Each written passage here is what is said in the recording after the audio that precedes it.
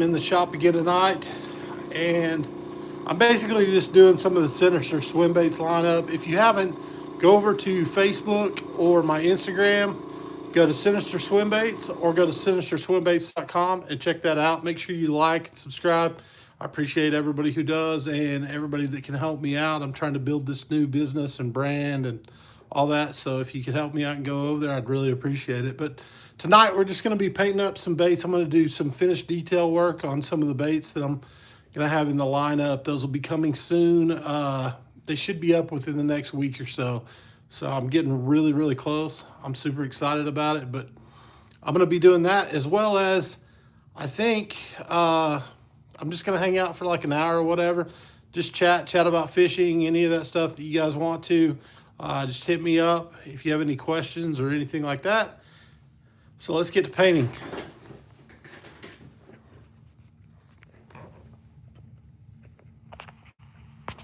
Oh boy, there we go. All right, I apologize. You're gonna see the screen for just a second. I gotta get my stuff loaded up. First thing I'm gonna do is I'm just gonna mix up some black paint because that's essentially what we're gonna be doing for, I'd say, the majority of all the stuff is gonna be this Createx opaque black. So we'll just throw this in here real quick. I'll get as much of it. These bottles suck to squeeze out, but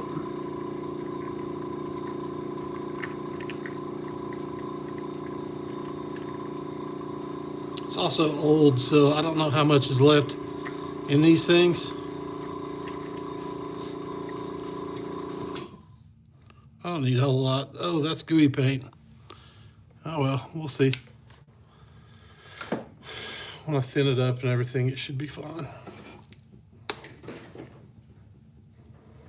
Okay, we're gonna mix it with this black because it's a little thicker, because it's older. I throw a little bit more of that reducer in there. And the reducer I'm using is the 4011. Yeah, that stuff it's not reduced down enough. Need to put some more in there. I want it pretty thin. All right. I feel like that's enough. Okay, let me get some of these stencils.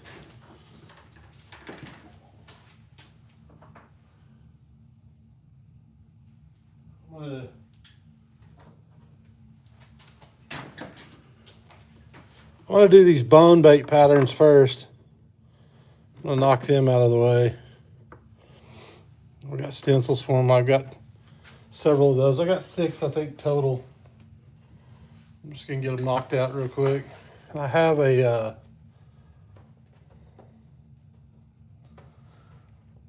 and if you guys are wondering, these are all my stencils that I made or whatever and cut out. So go ahead and put stencils on them. Get them out of the way.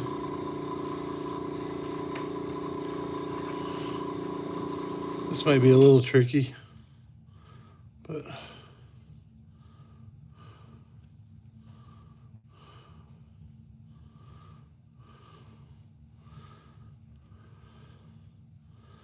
okay. I feel like that's good right there.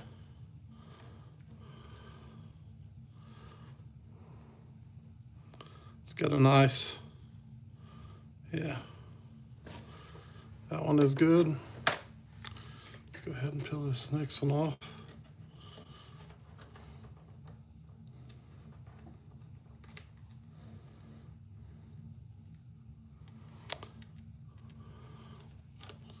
So basically these are just bone colored.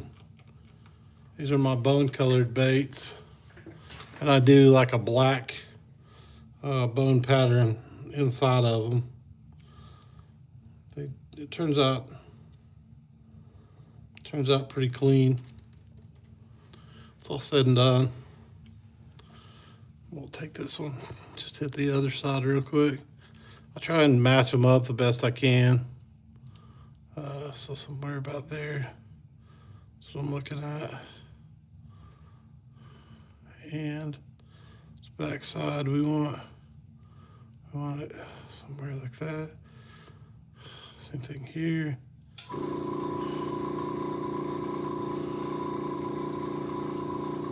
So I've got my bone stencil on there.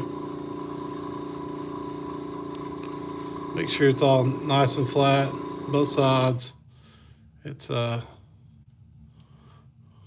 and flat on that side as well. Then I'll start hitting those with black. I'm gonna go ahead and load all 3 baits up with stencils real quick. I don't know that it'll be that quick, but it's gonna be, I'm gonna get it done fairly quickly. Same thing here, just try and match them up the best I can.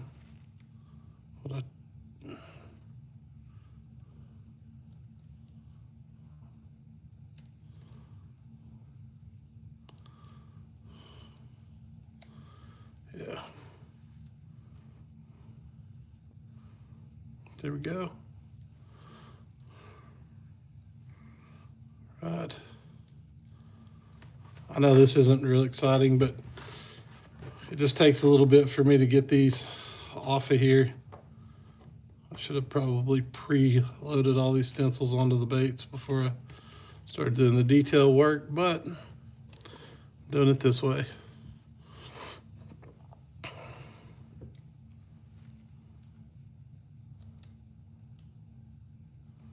This is probably also not the most exciting of the baits that I've painted up, but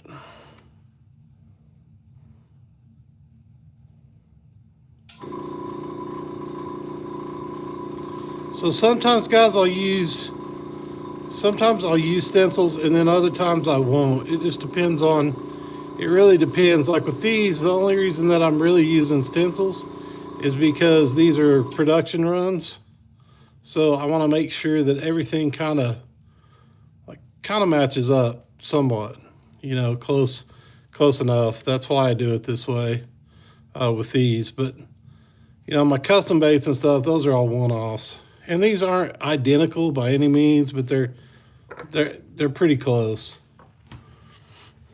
That's the main thing, is I try and get the production runs as close as I can. That's really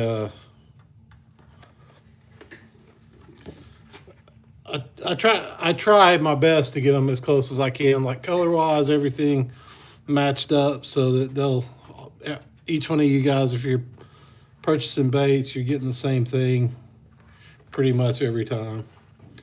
They'll have slight variances, but not craziness. It's just little bits here and there. I've got to get an X-Acto knife. It's going way too slow. Hold on just a second, guys. I'm picking up a little X-Acto knife so I can separate these stencils out. Yeah, if you're coming in and you're seeing this, I know it's kind of boring looking at that screen or whatever, but it won't be. I'll have the paint in the gun before too long and be spraying it out, checking these out. So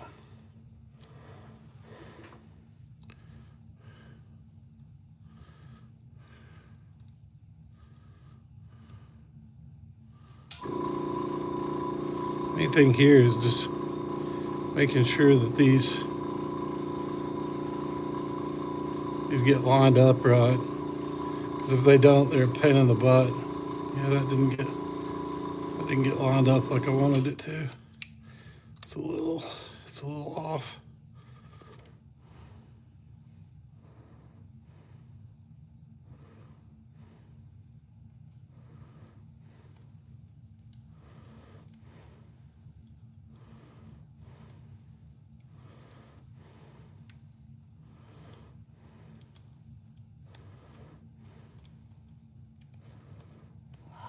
Come on.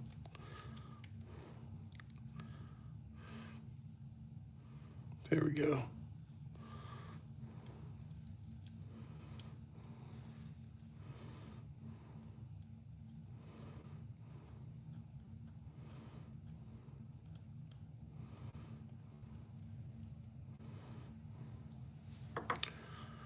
Okay, that's the last one, and then we'll get to spraying these.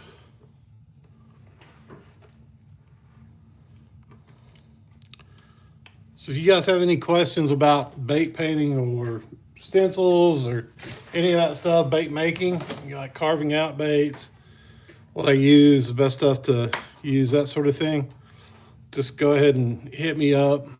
This is more or less time to like just chat while I'm getting this stuff on there, and then I'll be painting soon enough. But yeah, if you guys got any questions at all, just hit me up about it.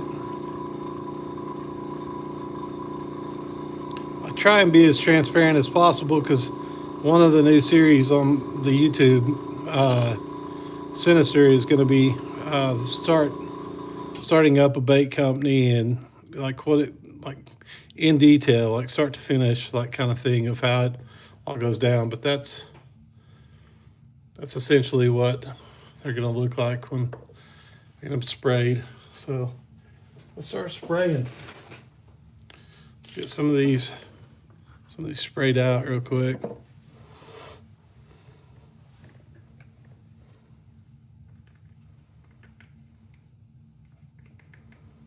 Yeah, that stuff still seems thick. Okay, put just a little bit more reducer in there, and then we're gonna get to spraying these baits out.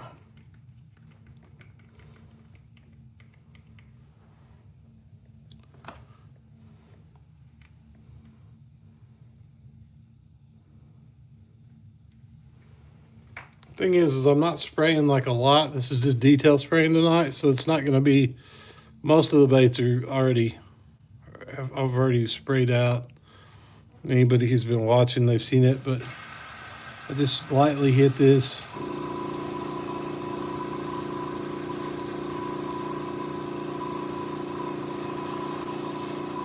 I don't want to hit it too much because I don't want it to run, so I'm going to try and hit it light the first time, and I'll keep going back over it. I also have to be careful because my stencil doesn't run all the way down around the bait or whatever. A lot of times I don't put paint, or I don't put tape there, so it's just basically spraying these until they get dark.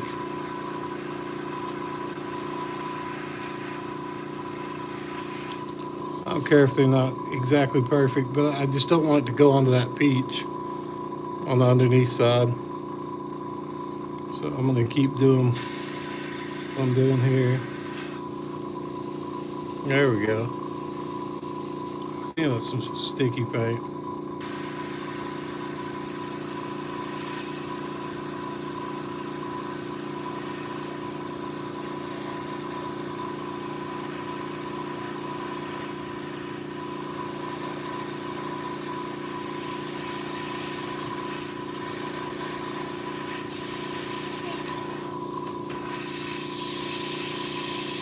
Finally, guys, all I'm doing, I try not to get, it's having some problems there because I think one of the problems right now is that this paint I have is old, and so it's really wanting to stick, and I don't want it to stick, but that's what it's doing. Even if I reduce it down quite a bit, it's got some gummy properties to it, which sucks, but I'm fixing to peel this off and reveal this, and you guys will see what it actually looks like without the, I'm going to look at it real close while I've got it. Yeah, this needs to be sprayed just a little darker. Okay, cool. So that's it. So I'll take it off real quick and I'll show you exactly what it's going to look like when I get the tape off of it. Hopefully it doesn't rip any of the paint off. I got to be real careful with it because if I start ripping paint up, then I've got a problem. So I try real hard just to slowly go at this.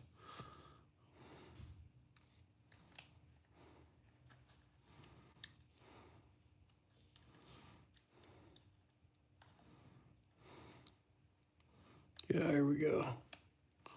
That's coming up. Yeah, it's really clean.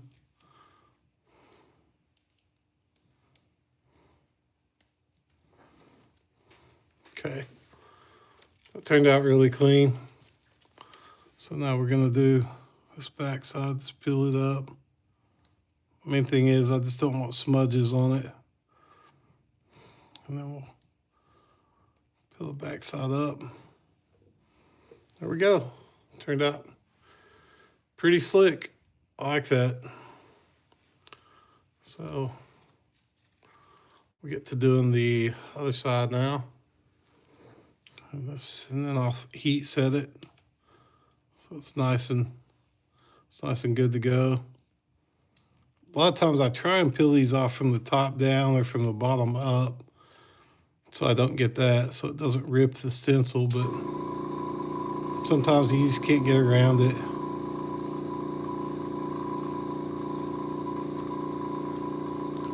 But there we go. So there's both sides. I think that turned out clean. I'm gonna go ahead and heat set it real quick.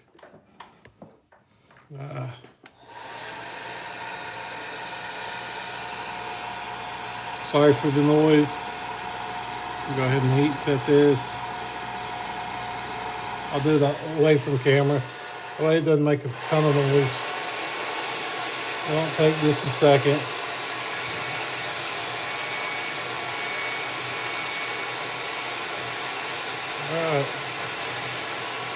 All right, that one's done. So now it's just putting the eyeballs in it and putting the eyeballs and then coating it, clear coating it. But other than that, this thing's ready to go. So I think that side's all good. And set it here. Same thing here. Just gonna go ahead and start spraying this one. Got two more that I got to spray. And these are just production runs, guys. That's why I've got the stencils on them. Like I explained, it's my custom baits I do a little different than this. But these, because they're production runs, I want to make them as close to the same as possible. So, this stupid paint. Okay. That's what I don't want. I don't want it running. That's the thing, you'll have this gooey. I'm just kind of working it in there now, spitting it out. Because I'm having some issues with my brush.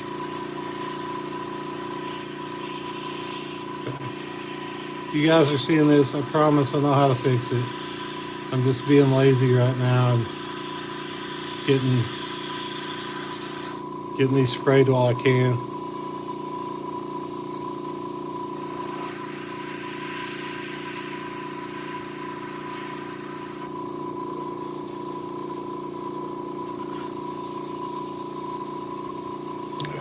It's set for a second. I have to clear it.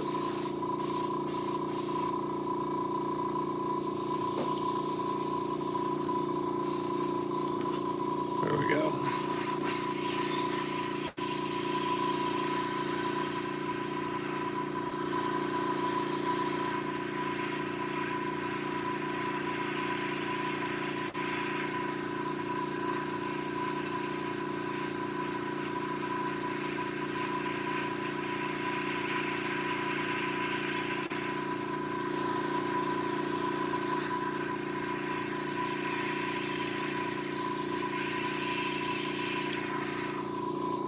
Okay, here we go. Another one done.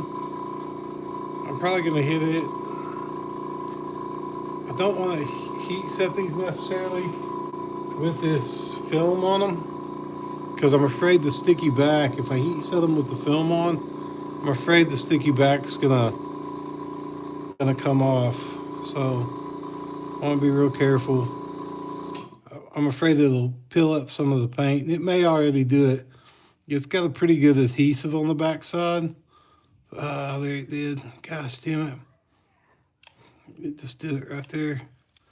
Pulled up some of the paint. I was afraid of that. Stuff is a little bit stickier than the stuff I was using before.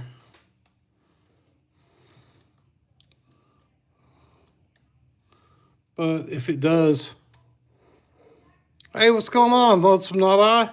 How are you? This does peel up on some of this, on the back side of this. I'm probably going to go ahead. I'll just do a touch up on it. Won't be any big deal. Yeah, I'll have to do a touch up right there. But that's not, not too bad. But as you can see right there, I'll just hit it. I'll hit it with a little bit of black and go over that. Actually, no, I'm going to hit it with tan first, but I'll do that later. That's the only downside to these stick-on stencils that I'm making, is that if they get stuck on too much, they will 100% pull some of the paint loose. Yep, it did it on this side too, damn it. Part of that is that it probably wasn't heat set well enough, but the other thing too is this adhesive sucks. It's so good, but it just pulls too much of the paint. So that's really, it's really the only downfall I see to this stuff right now, is that it just pulls a little bit too much of the paint. I'm gonna have to do the same thing, but good thing is they both kind of peeled in the same spot. So that'll be nice, because that means, yeah, that one wasn't near as bad as you can see on that side. It's just that one little speck. So that'll be an easy fix. So I'll heat set this and I'll move on to the next one. I had some stencil material, some plastic that I was trying to use, but my machine wasn't cutting it very well. So I've got to figure that out. I wanted to hurry up real quick.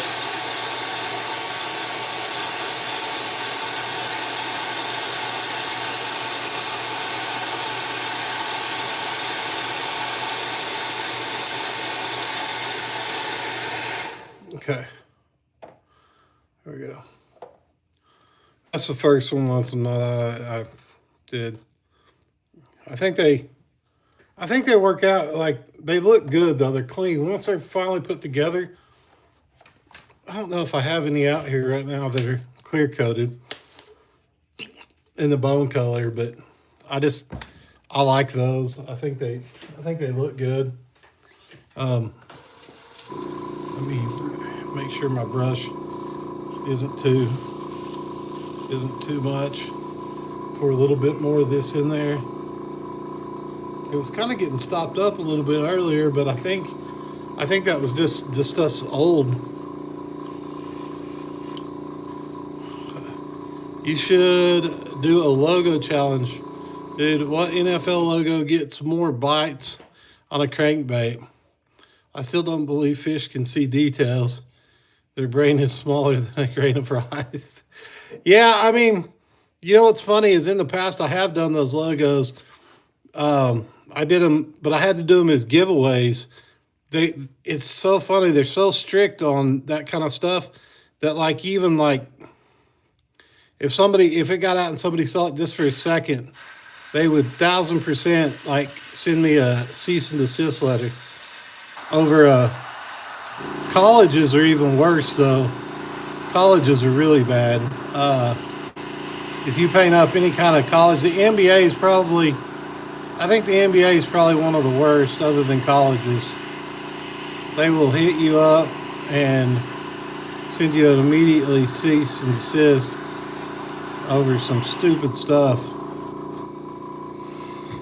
But yeah, I painted the Jets.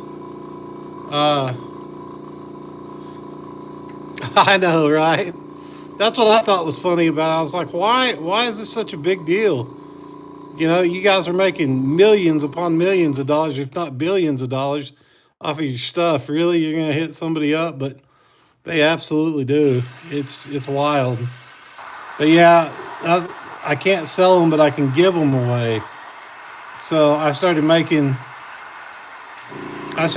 some of those for a while. I was painting logos on baits, and then I would give them away. And it was like, popular sports teams, different stuff like that. And I got sent a letter because I did a college in OU, Oklahoma University. I did one of theirs, and I literally got a letter from them saying that from an attorney saying that I needed to cease and desist. And I was like, this is stupid. I was like, well, I'm not going to cease and desist because these aren't for sale. I didn't sell them to anybody. I made them for myself and for like some good friends and stuff. So you guys can keep your cease and desist orders. But yeah, it's stupid. Okay.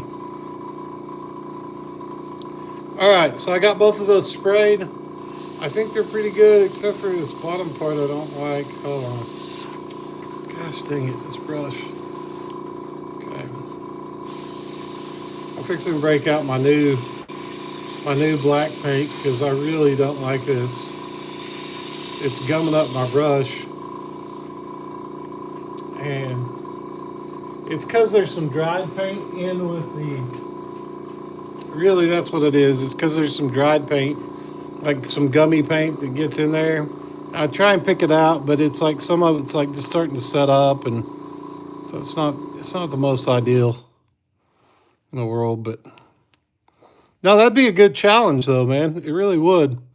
Uh, I could see, like, especially like if you could coordinate it with the times of the games, like two teams that were playing each other, and while everybody's watching the game, you're out there fishing with it, and then post the video, the following day or whatever. I think that'd be actually really cool.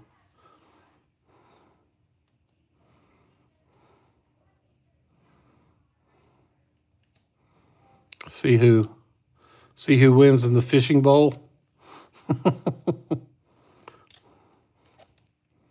It's interesting because I know, like, I would almost have to do like different kinds of baits, I think, because I mean, I guess I could do two of the same. I don't think that it would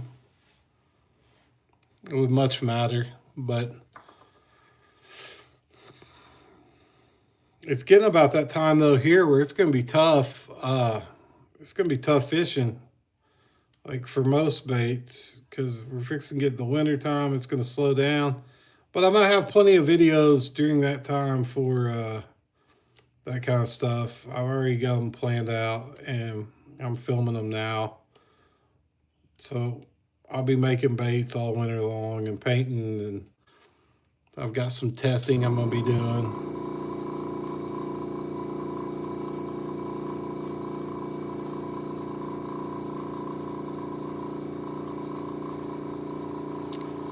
I'm a Jaguar fan, so the contrast of teal, white, and gold I think would be cool. Chartreuse was my best luck bass fishing in Florida. Yeah, chartreuse I think is just like an ultimate like go-to for. It seems like that's what we're fixing to paint up next. After as soon as I get these this heat set, I'm gonna go pull more baits and more stencils, and we're fixing to paint some fire tigers up. So they're not perfect, but they work. And I don't think the fish care much.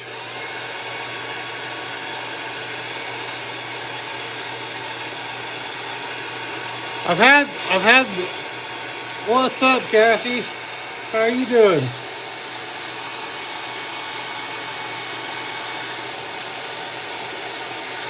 Oh, golly. Ow. Had the heat set that, and it was burning the crap out of my hand. Hold on just a second. I'm going to get some more baits. That way I can move on to the next set. I think I'm going fire tiger next. I think that's the way to go. So Let's get the fire tigers up. Oh. All right, so these are Fire Tiger 2, and they are neon. So I think in all honesty, those are going to catch really good. I made sure those were as bright and poppy as I could get them, because then when I put the black, I not only put the black on the sides in the stencil, but I also put the black across the back. I found for some reason, and I don't know what it is, most baits that I've painted, if they have a light colored back on them, they won't get bit. I just don't understand it. I don't know what it's about, but for some reason, that's been my experience anyways. And so I always like to put a darker back on them. And I really don't understand what that is. If anybody knows, please let me know, because I don't really get it. I mean, I guess in nature, you know, typically that's the way it is, but there's things in nature too that aren't. Like, you know, there's crawfish that are white, and, you know, and other things like that. So I really don't know what the deal is with it. Oh boy, I got stuck in there. Stinking thing, get out of there. Man, it's only downfall. This stuff is really sticky.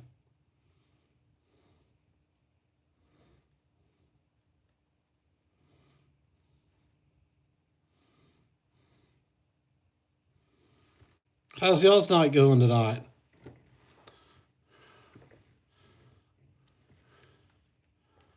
Rasta, yeah. Rasta colors, yeah, they really are. It's funny. It's a fish like Bob Marley. I think they do, man. I think while we were sitting there watching him paint the trees, he was out by the lakes charming the fish. We only thought he was in a studio. He was really sitting there lakeside with a big green screen behind him. Have you seen the Bob Marley Mr. Rogers videos? The AI ones? Those are pretty funny. Oh, come on. You gotta be better than that. Gosh. That's so... No. Okay, nope. Nope. We're pulling you up, and we're pushing you down. You're not gonna match up like that, but you will like this, and it'll be fine. Okay. I would rather have these spots more towards the back of this fish bait than I would towards the front. So I'm gonna do them like that.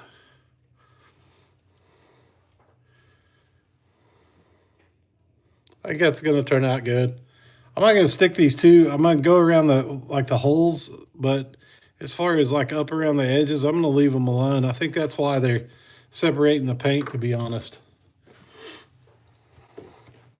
because it's hitting that edge and then it's just peeling it off.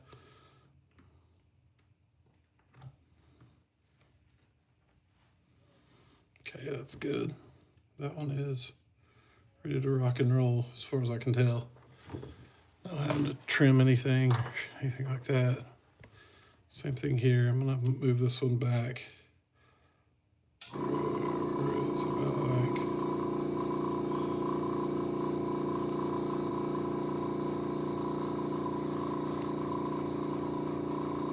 Perfect. So basically just setting those where they're like that. Genius of Dollar General refused to scan my Greyhound barcode, so I'm gonna have to hitchhike down the Mississippi about 50 miles to catch a train, so my dad could have been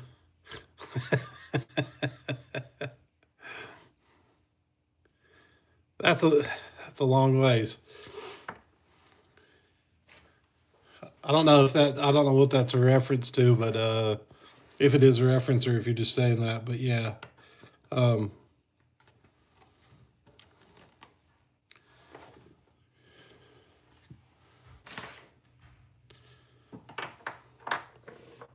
Oh yeah. You're traveling all the time. That's right. My bad. I thought it was a reference. I got a good beer buzz now, so it ain't too far up my craw anymore. LOL. You asked how my day was. Yeah, man. Sorry. I'm having one of those days where my brain is not functioning 100%, I think. Uh, but yeah, today's been kind of a crazy day for me with my head and stuff, but I'm getting stuff done. He hops trains. Yeah, no, I know, Mike. I just realized that. I was like, oh, yeah, you travel all the time. You're hopping the trains. Yeah, I just remembered that. My head it's coming back to me slowly, Mike. No, my head's been kind of out of whack today. So if I say stuff a little off or goofy, I apologize. Been a little different of a day, but I'm getting stuff done. Mike, check out the new Fire Tiger pattern for the lipless. So those are the new guys for the lipless. Uh, I think it turned out. I think it turned out pretty good. I'm not hating on them. I think they. I think they're going to be good. What's up, Mike? Sorry, I didn't even say what's up to you. I just like started talking. I think these are going to turn out pretty snazzy. Pretty snazzy. If that stupid thing won't stick on there. Okay, cool. I feel like that's a good. Just press around the holes so it sticks really good, and then you can worry about the other part of it later. It's like a digital camo Fire Tiger. Yeah. I think it's gonna look good though. When you see it on there, I don't think it'll be the holes definitely won't be as like big as they are on the. Yeah, I don't know what I'm saying, but they won't be they won't be as large as they look in the stencils. I don't think, because it'll thin down a little bit. So hopefully it'll still look awesome. What the hell? What the hell? Okay. That's weird. Oh, no, it's not. Yeah, just got to pay attention to what I'm doing here.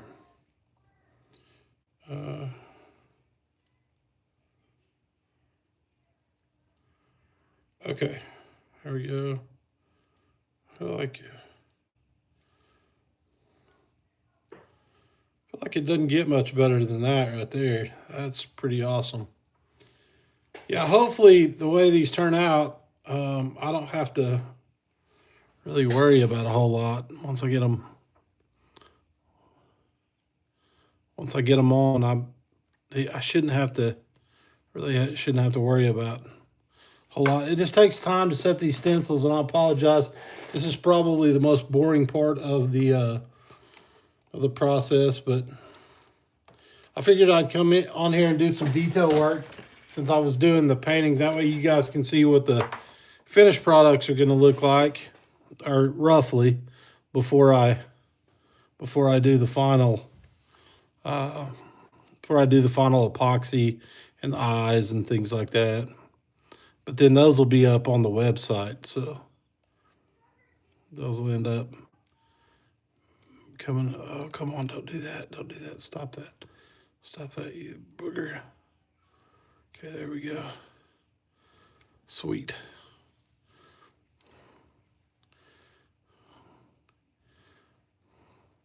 The laminate on the back of this is really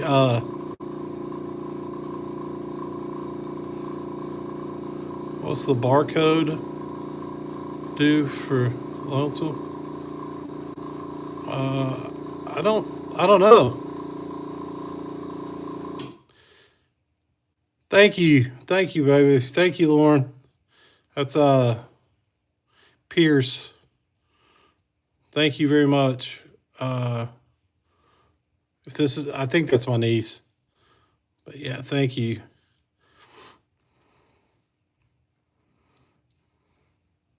That'd be awkward if it's not. That's called, Mike, you can pay cash for bus tickets with a barcode over the internet. I scan it, I give cash, and give me an email with the ticket. Nice. That's pretty awesome. So you don't even have to like get paper tickets anymore. You can just literally, you can hop on and go.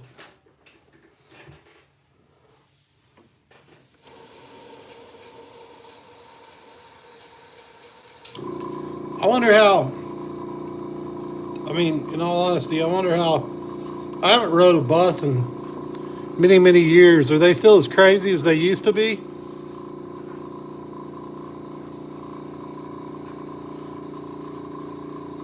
Okay, here we go. Let me move this out of the way so I don't spray the colors on these. I'm gonna move it out of the way so I don't the color spread.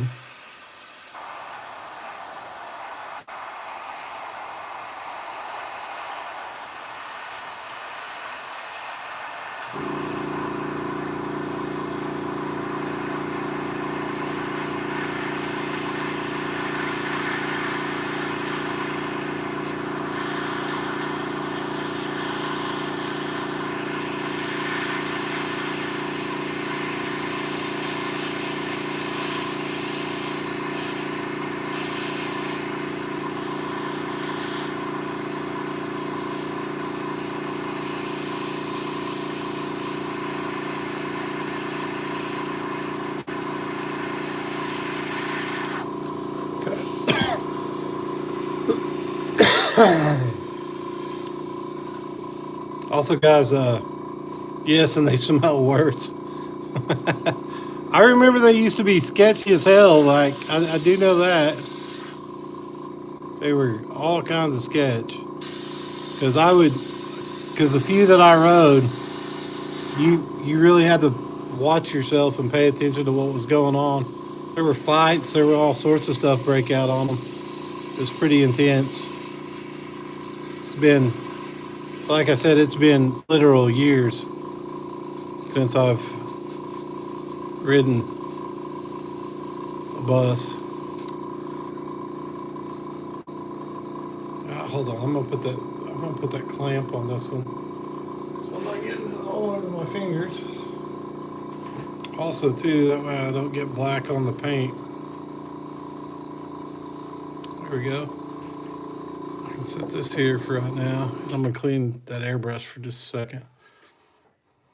I'm around Fort Madison, Iowa. I can catch a train to KC here, but I want to get St. Louis way. Then I can get down to Shreveport. Nice. Nice. I'm not a fan of KC. St. Louis is pretty nice, like certain parts of it. And then I really like Shreveport. I spent quite a bit of time there. That was a good time in Shreveport. Love the food there. The food is probably one of my favorite foods of all time. Gosh dang it, stop that.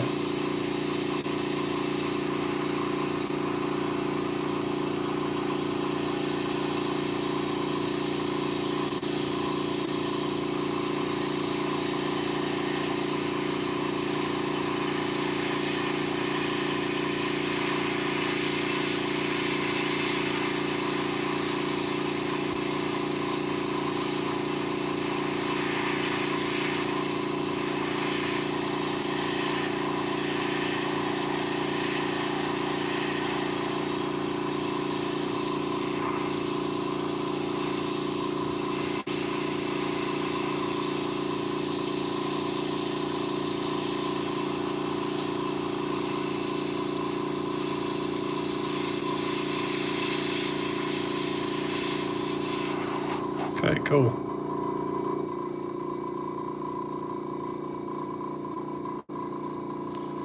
Feel like that one's good to go. I'm gonna go ahead and I'll hit the top of it after a while, but I'm gonna go ahead and peel this stencil off, and then we move to the next one.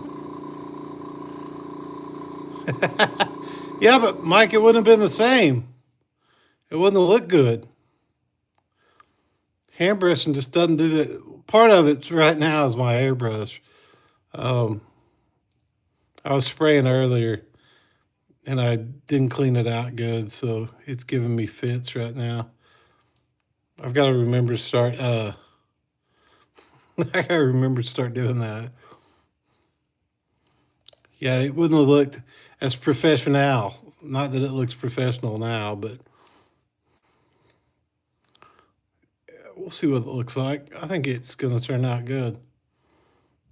Yeah, oh yeah, this is turning out like I wanted it. Heck yeah. And I'm saving the stencil. Ah, yes.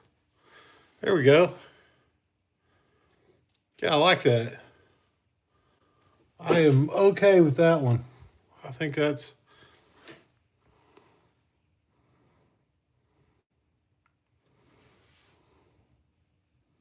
I think that's turning out good. How long have you been painting? You can't remember to clean out. No, I cleaned out the airbrush. It's so I cleaned it out earlier and it was good to go when I first started this, but I'm using it so all right. So this paint is probably like 5 years old. And I didn't realize it had gummies in it. And it's got gummies in it. So I've got some new black paint that I'm fixing to clean the airbrush right after these. I've got some new black paint that I'm going to pour in there just because this is not going to keep, I'm not going to keep doing it this way. This is driving me nuts. But the gummies got in the needle head. And so now it's causing me friction, some problems.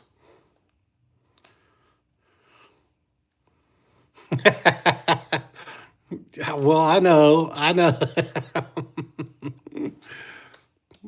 Like I said, my head hasn't been working great tonight. Now, part of it was good, and then like the last part of it, I didn't realize was bad. Yeah, it turned out good though. That's clean. I like that. All right.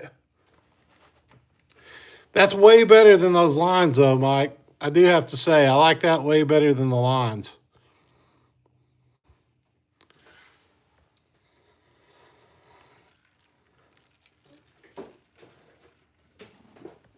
Here, I'll show you guys what I'm talking about. So this one's going to be epoxied and cleared and all that good stuff, but you'll get to see the difference in what originally I had planned for these and what I have now. So originally I did this pattern, but I didn't like it. I didn't like it as much, that line pattern. So now I've got this, and to me, it's way better. So I'm fixing to spray the top. So I think that'll work out good. So, but yeah, I like this.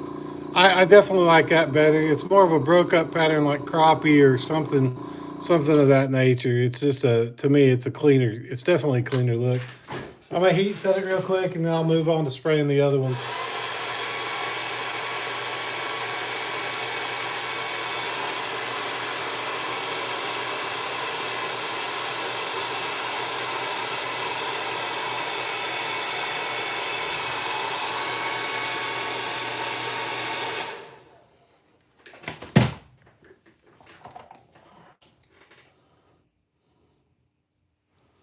Look how bright that is. That's crazy. It's like, I know Muskie or Northerns would probably kill that, wouldn't they, Mike?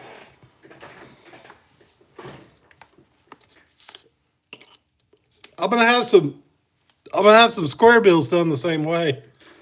As a matter of fact, that new one that I was talking to you today about, I could paint those up in that color pattern. Yeah, I don't have the Fire Tiger here, but I've got some of the other ones here. Like here's a finished lonesome knot eye. Here's a finished bone crankbait. So that's the bone color I just did. And then here's another color that's gonna go up. That's the specialty color. It's got glitter in it. I don't know how that camera keeps going out of focus, but it does have glitter in it. It works really well. That's more of like a root beer, like for most people, like, and I like that color. Now mine turned out I think the ones I've got now turned out a little bit better. Also later on I'm gonna release this one in a it'll be like a small run of them, like a really small run, but it'll just be for a time being. But I actually did a piranha, so I thought that looked cool. But yeah, so I'll eventually go with something like that. But for right now, I'm just trying to get as much of these production baits done as possible, the details. I need that new Fire Tiger in a deep runner. Okay, Mike, yeah. So when I do that, when I end up doing that bait, we'll talk more about it. But when I'm gonna clear this brush out real fast, guys. Sorry, this is driving me nuts. When I do that new bait or whatever, I'll paint it up in Fire Tiger.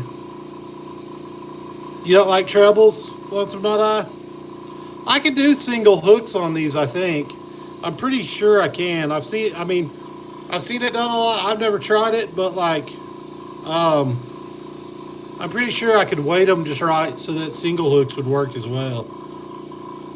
Yeah, I know a lot of people aren't fans of trebles just for the simple fact of,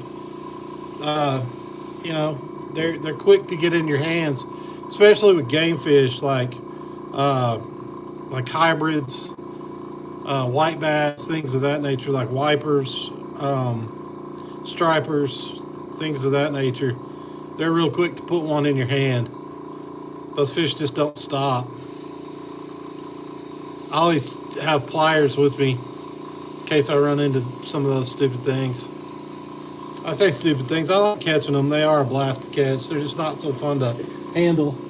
That's part of the reason I'm not a big fan of them. They eat good though.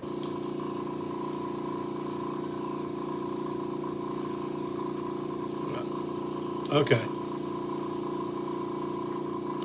I got that knocked out. Yay. Okay. Spotted bass are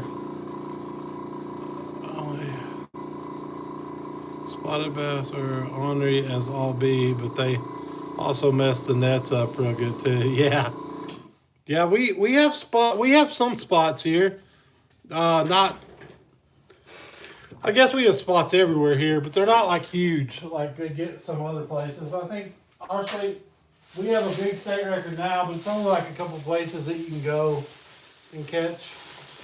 You catch them, and it's just been within like the last 5 years or something. Hold on, as I'm peeling off. Oh, I didn't have to peel that off. It just came out. What a dirty booger. Okay, we're gonna throw you away now, like you are. Okay, sweet. I got the brand new black paint, so this stuff shouldn't stick at all. Brand new bottle of opaque Createx black. If you're wondering, it's opaque black. It's the it's 2 fluid ounces, and it's $5 at Hobby Lobby. So, and also spots hit almost sideways. They seem to hook themselves in the eye a lot. Yeah, spots are crazy, man, especially like river spots. All I wanted is some freaking sharks with freaking laser beams on their head.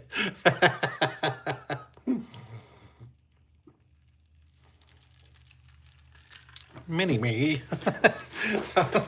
I can't do his voice at all, but that was great. He was one of my favorite characters. Can I get some lasers?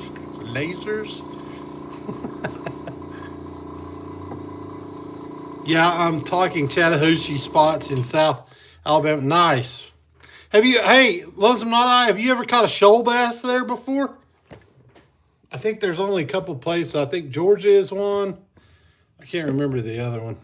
It may have been Alabama. But I like those. I like Kentucky's, which basically is a spot with red eyes, more or less, or that's what we call Kentucky's. They're the red eye bass. I've only ever caught those in rivers though. So the best we can do is some temperate sea bass.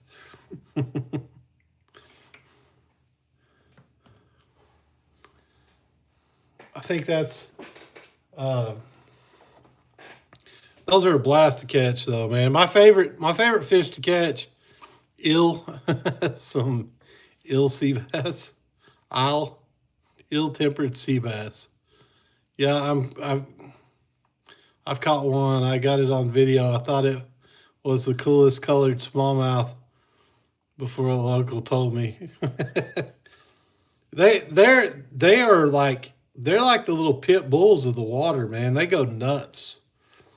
I absolutely love smallmouth fishing. It's probably one of my top fish to fish for. Okay, way cleaner. Way cleaner. Let's see how this sprays. Oh, like a dream. Like a dream. Okay, here we go.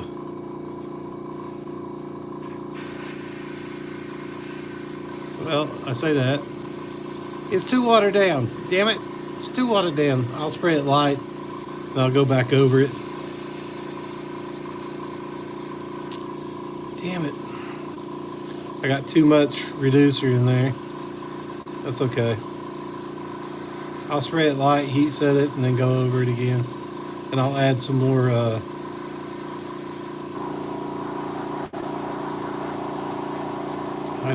this to it. I hate when it does that.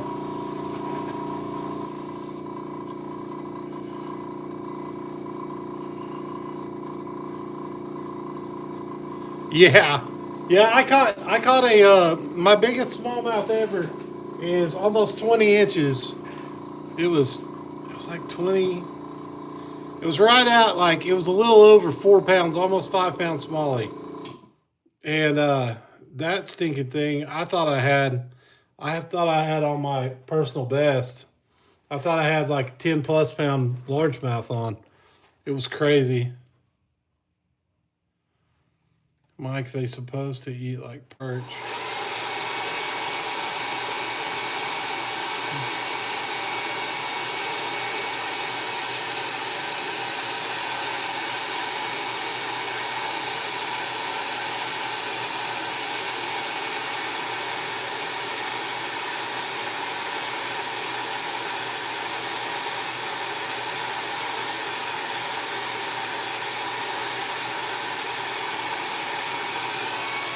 I've had other people tell me that smallmouth's really good to eat. I've never eaten one, but I have heard that. I've heard that smallmouth don't taste like largemouth. They're supposed to be really, really good to eat.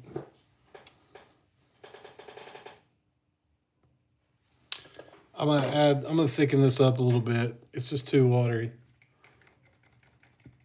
There we go. That's way better.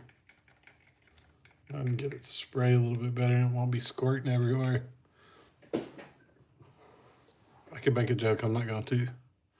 They were good. Yeah, I've heard that they are, Mike. I've never had them, but everybody always says that they're really tasty. I need to go down and catch a bunch of them, then bring them back and cut them up and try them. We have a lake here that has a ton of smallmouth in it, and I love the way they fight anyways, but they're really aggressive. Gosh dang it. Okay, there we go. A little bit thicker. That's what I needed. I just needed you to be a little bit thicker. Okay, so this should go, yeah, this is way better. There we go. Now we're talking. Now we're talking. Still running, but I don't care. One thing, part of the problem is that I'm having to spray at such a close proximity.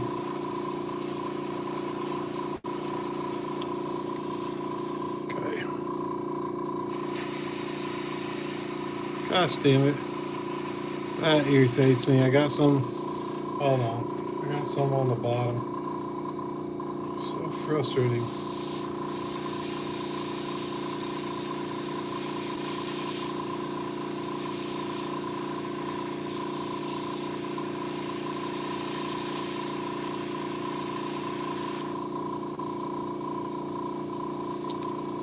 Okay, for a second, guys, I'm gonna spray this off camera a little bit. I get it. Okay, here we go. This is working. I'm just feathering it in. Gosh damn it, you. Excuse my language. If there's any younger people in here, I apologize. Which I don't think there are, but I'm putting out for kids anyway, so it shouldn't be.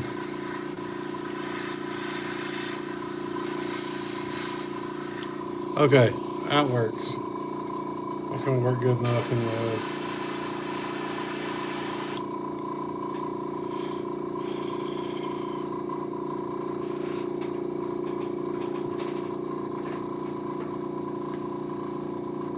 Pimp my bait. Lonesome. Have you ever put them tiny spoon deals on your crankbaits? The locals in Bama put them on everything from swim baits to topwater. You know, I haven't.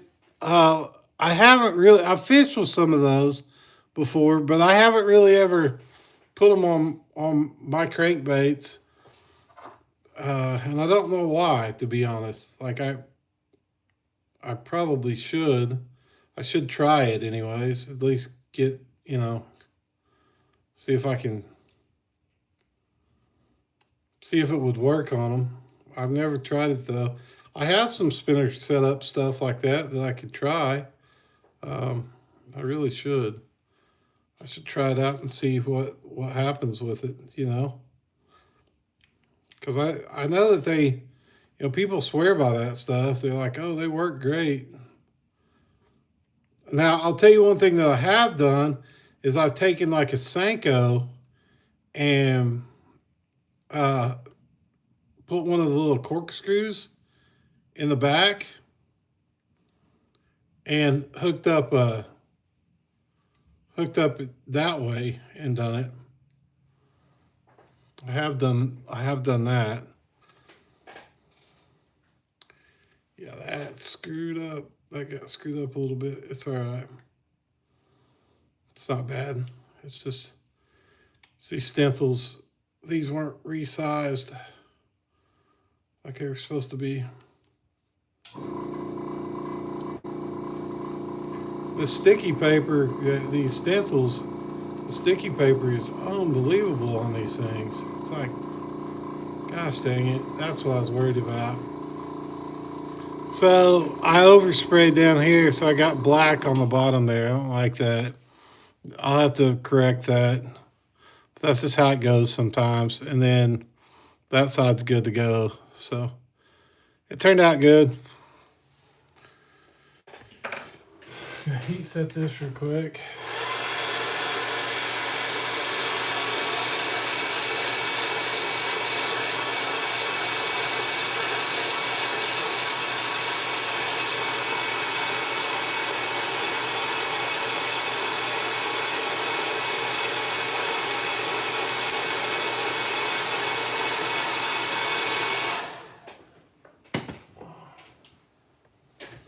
Okay, another one down.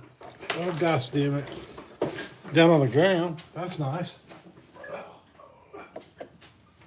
Okay. Captain Overspray.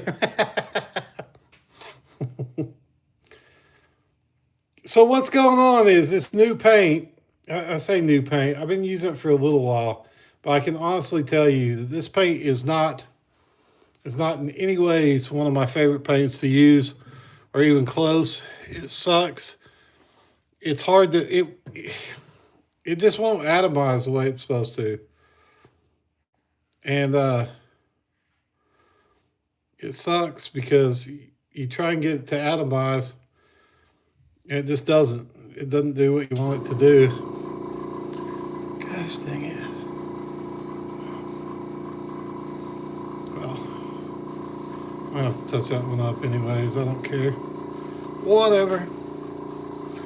Uh,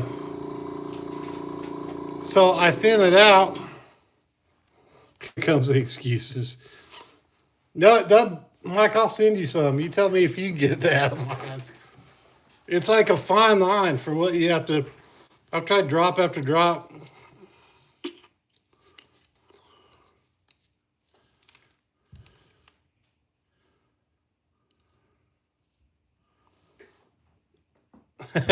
He always seems to repaint the neighbor's cars.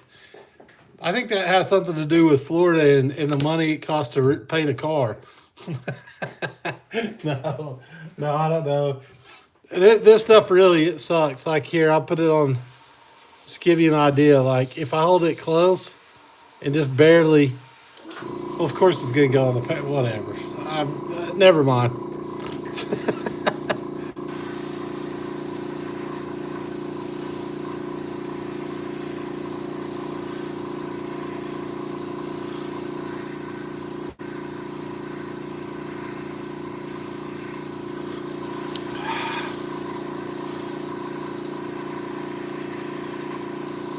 See it shooting all those deals. It like atomizes, and or it doesn't atomize, and I don't understand why. It just drives me completely nuts.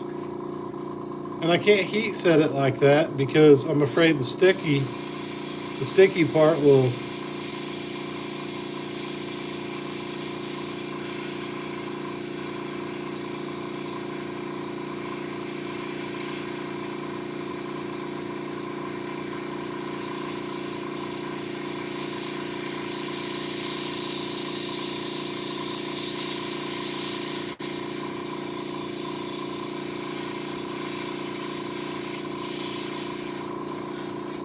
Yeah, this has to be the dumbest thing ever. It just is not working like I want it to.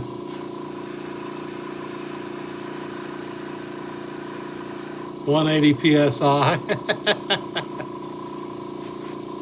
Yeah, maybe. It'll probably blow all my paint off too. I'm literally painting it like 30 PSI, if that. I probably need to take it down to like 5 or 10 just to see. I had it at 60 at one point, but it wasn't helping anything.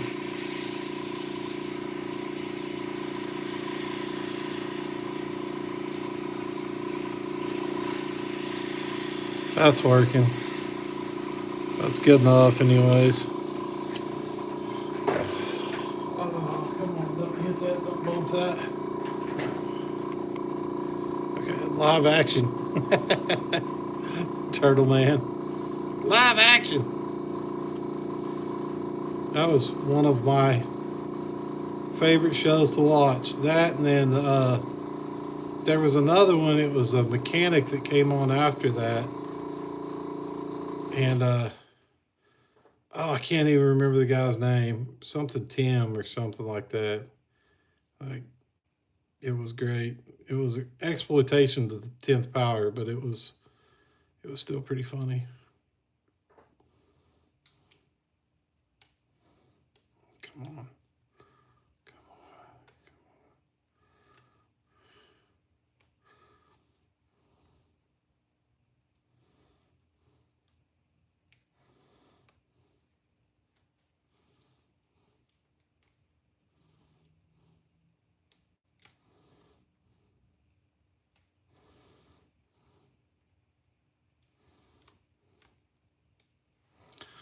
Okay, that's not bad.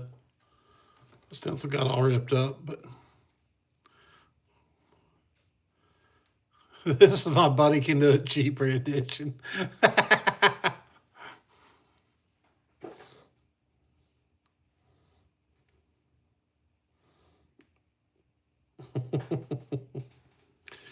Ridiculous. I'm having fits with this airbrush. I should not have done this tonight. This should have been a later on project, but I did it, so here we are.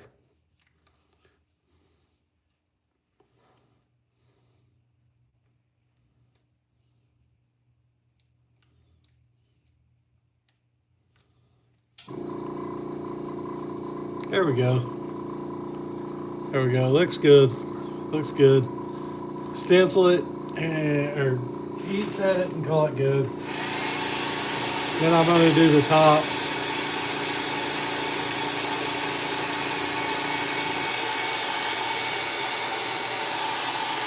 Ow, ow, ow, ow, ow.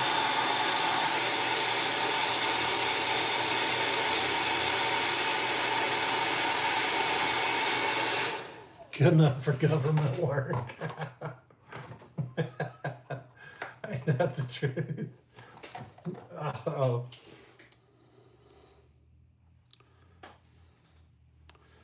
My mom she retired from Tinker, but she worked out there for 35 years. And she'd say that all the time because it was literally like the people she'd work with, they wouldn't do anything. They wouldn't test their stuff or any of that stuff. Okay, I'm adding a little bit more thickness to it. Hopefully it'll straighten up now and fly right. We'll see. I'm going to paint the tops. So that should be fun. At least that's a simple enough thing, or it should be.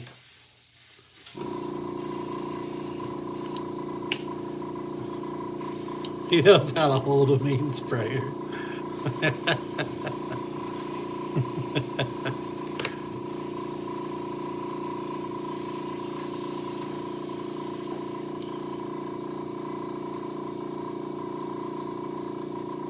My paint jobs are stellar.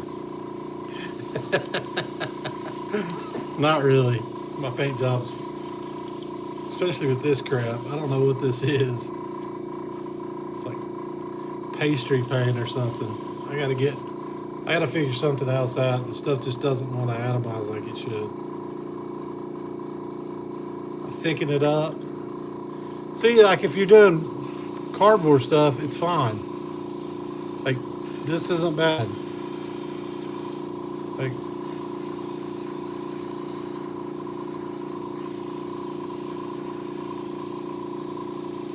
but when you get up close, it's just not, I don't know. It's just not doing what it should. What is going on, Greg?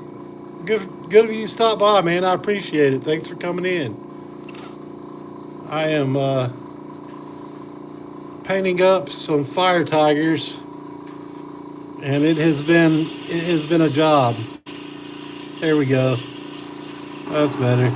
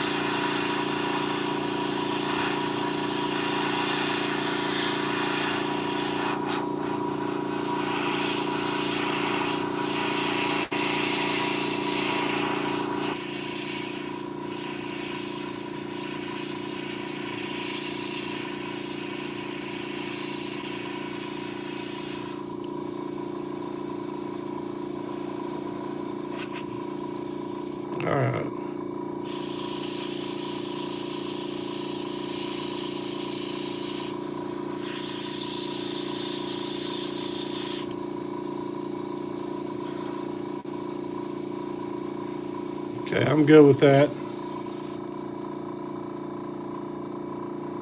Yeah, that looks better. All right.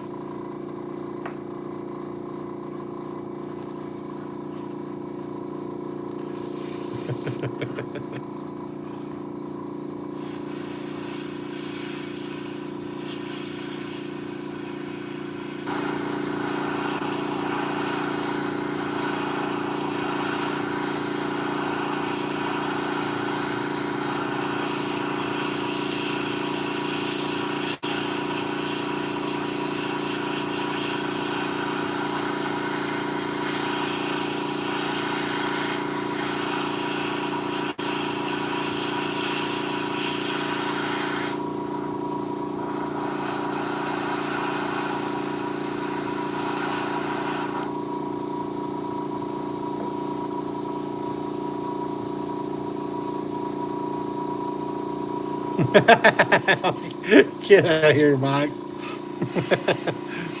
I told you this paint sucks.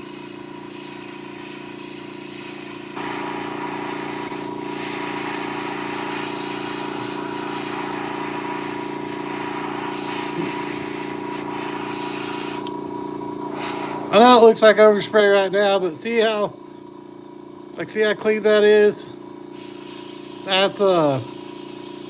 That's not horrible.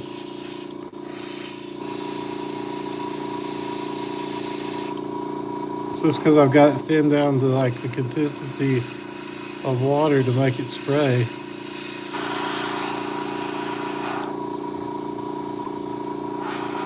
Yeah, here we go. I don't even want to see the Mexican restaurant kitchen trying to leave Washington.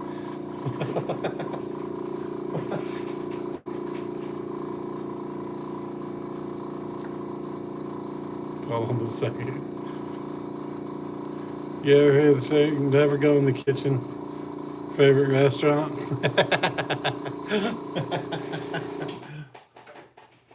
That's probably true, Lonesome, not I. Like, you just want to see the finished product, not the process. Actually, if I did these the way you're supposed to do them with this paint, I would throw on a coat like that, and then I would heat set, and then I would go back and do it again and heat set. But that's a pain in the butt, and you don't have to do that for it to stick. So I just do it this way. It gets a little wet looking, but I promise it's not as bad as it looks. That actually might be.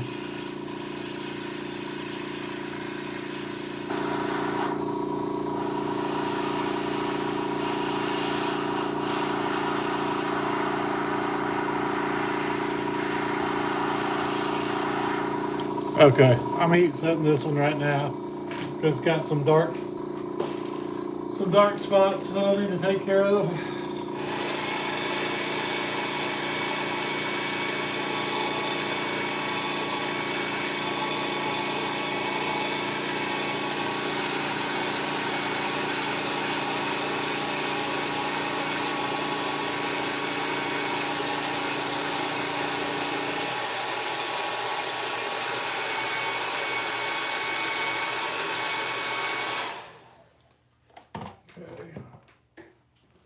Hit it again real quick. I'll heat set it again and this one will be done.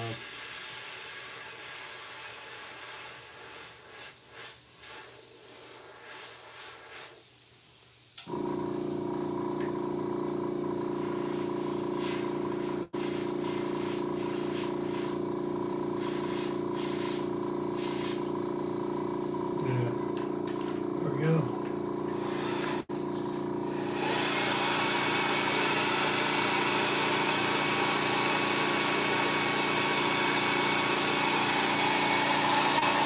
Okay.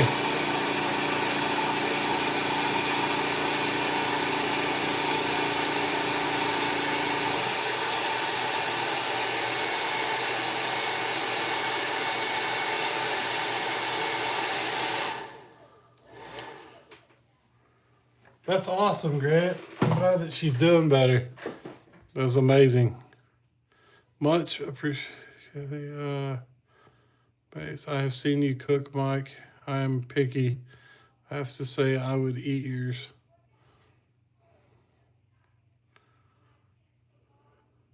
Kathy, I've got a good recipe that I can send you. It came from our state fair.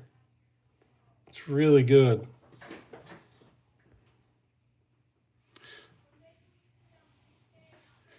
No, that's awesome, Grant. I'm glad to hear that she's doing way better, man. That's good.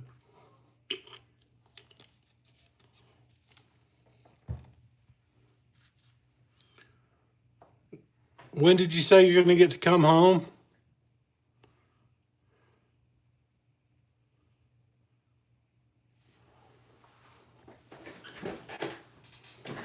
Sorry, I'm missing some text or something. I didn't even see. Okay, hold on. Going back. What is it? I'm trying to leave. Okay, Tuesday or Wednesday. Nice. Is she coming back with y'all though, Grant, or is she staying up there? Is she gonna be good to stay up there, or are you guys gonna bring her back home?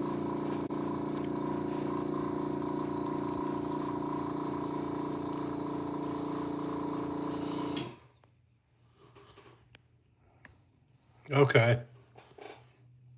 Nice.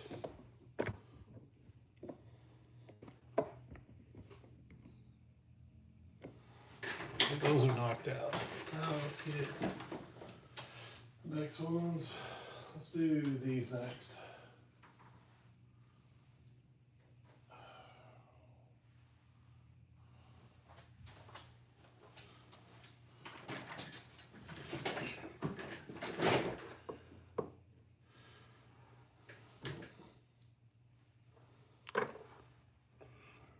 Now I'm moving on to the root beer baits. I'll try and do these. These are fairly simple though.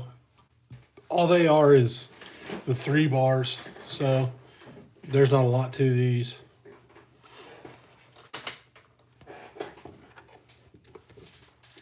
Start putting stencils on.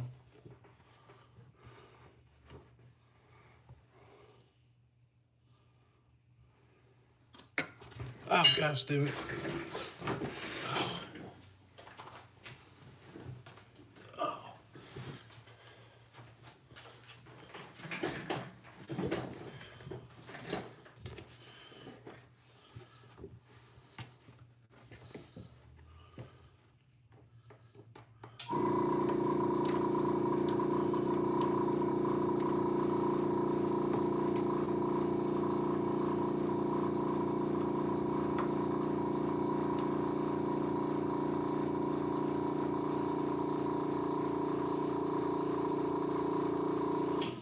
Okay, there's one.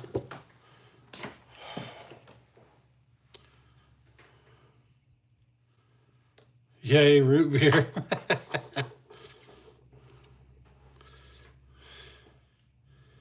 These actually surprisingly are a really good bait. So I read an article years ago, and it was about how when fish were feeding on live shad, they couldn't get the fish to eat like artificial baits, because they were just feeding, like these schools of fish were feeding on live shad, and they weren't interested in any artificial baits.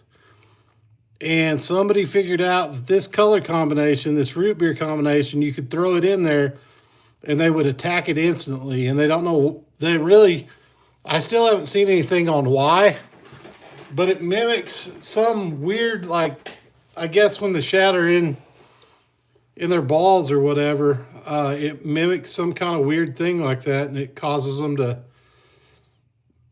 bite it. I don't really understand it. And in the article, they weren't sure at that time either. Now, I don't know if that's changed now. They may know. But That would be awesome, Grant. That would be cool to have your mom out there with you.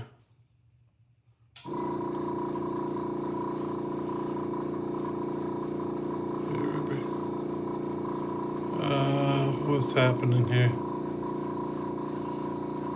What just happened? Dang it. There we go.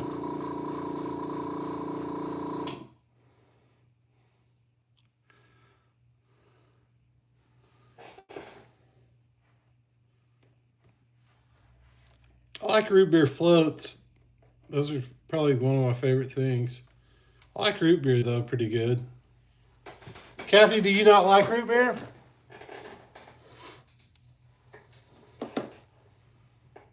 It depends. Yeah, it's an iPhone. It depends on, for me with root beer, it really depends on who makes it. Because there are some root beers out there that are just nasty. They are not any good at all. But then there's others that are amazing. It really depends on who's making it for me.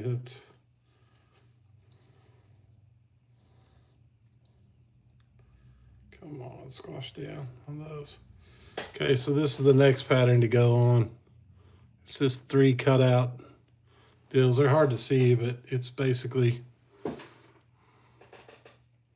it's those 3 cutout bars.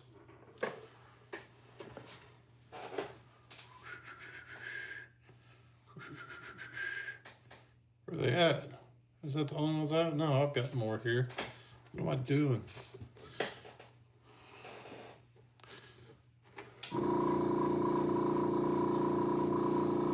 What is it? Frosted top, Mike?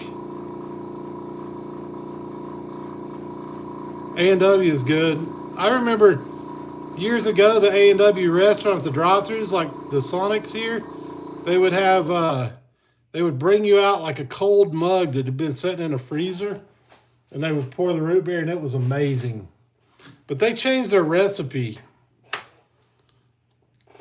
Either that or my taste buds changed as I got older. I'm not sure which.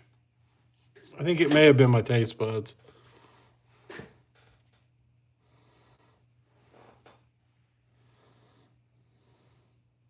Spectre. I don't know if I've ever heard of that one. I'll have to see if I can find that here, try and get it. I like root beer. We have these, the hardware store up here carries these ones called Frosted Tops. They are absolutely delicious root beer. They're good.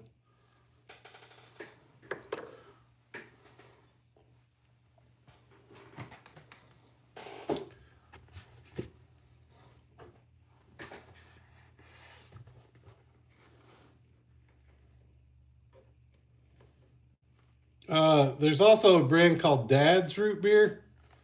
That's pretty decent. And I'm not talking about the alcoholic one. There's one called, I think it's Dad's Root Beer is what it's called, but it's pretty good too. It's pretty tasty. Okay, so in the future, for anybody who wants to know, I'd be real careful if you decide to go with this stencil film, and this is that Cricut stencil film.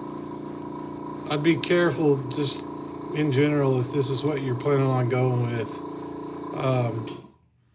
Just press it around the area that you're going to spray. Don't press the top down or the bottom down around, because it does like to peel the paint a little bit.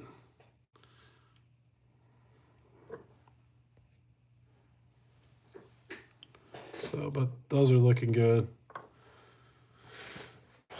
It's time to peel these other 2 off, and then we'll get those done. And I'm a lot closer to being done with these things. Way closer. I still got all the square bills, but I think I've got, right now in total, I think I've got close to, it's almost 70 baits. And then I'm going to make the other ones. I'm going to do 100 in total, 50 and 50. So that's the goal.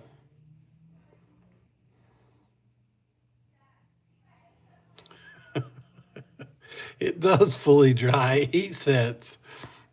It literally heat sets on there.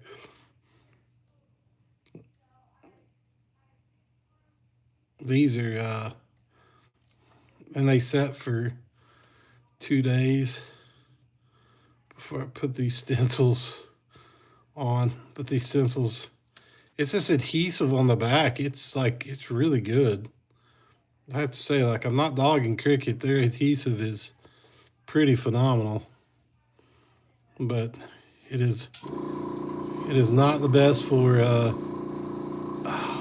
it's just not the best for,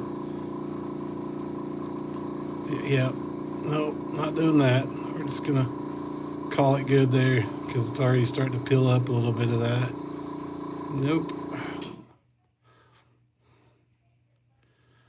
Maybe only do the middle stencil on the crank. Yeah, like just press down the middle one.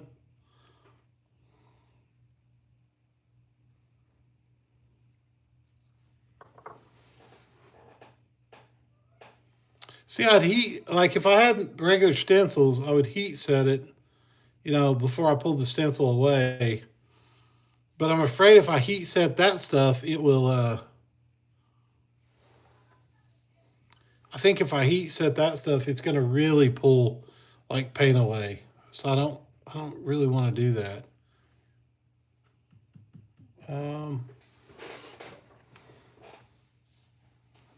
But this is all new. Like typically this is not how I do stencils. This is on the Cricut machine. This is something new I'm trying. So this is trial and error. See if I like it. So far, I'm probably 50-50. Like 50 kind of like it because it's consistent. But not so much because the adhesive is a little too strong for what I'm doing. I need something more like painter's tape, which I guess I could strip out painter's tape and do it the same way. I really don't know.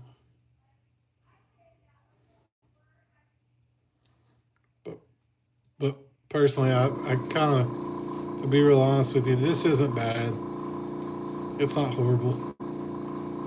If I have to touch up like a couple little pieces with colors, it's not that big a deal. Okay, here we go. Let's get to painting. Got those all set up. So let's get to painting them. Where did my, gosh dang it, where did my little thing go to? Oh, this desk is a mess. It's a mess, a mess, a mess. Well, I don't know where it went to. It's interesting. There it is. Haha. Found it. Yeah. Yeah, I mean, well, that's the thing, Mike. If I can get that .07 plastic stuff I bought figured out with that machine, with the deep knife blade, that's what I'll use from now on because it actually produces like hard stencil, something along this line that I can just spray through and call it good. And that was hand done. But if I can get the Cricut machine to do that, then we will be good. Okay. Don't be. These are a little different, so don't be horrible. Spray them.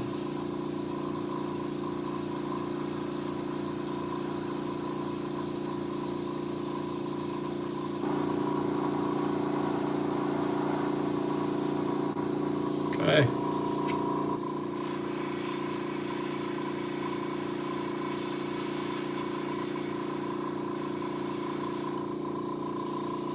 Because these are bigger, I'm not going to spray them as heavy as I did those other ones. And I'm going to set them. No, I can't set them. I'm just going to set them aside. That's what I'm going to do.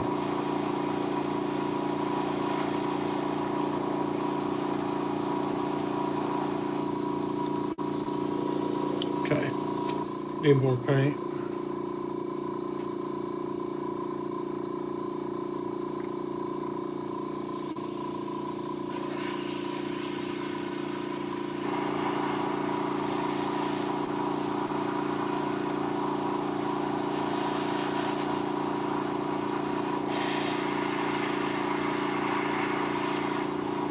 There we go. That's working. Just let it get a little gummy and then come back through.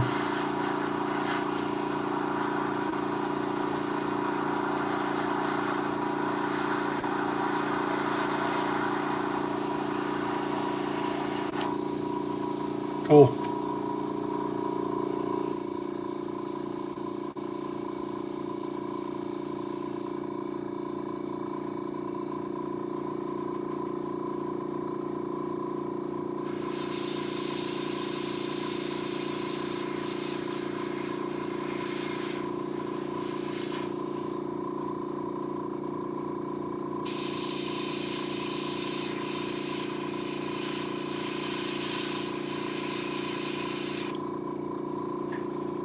Okay.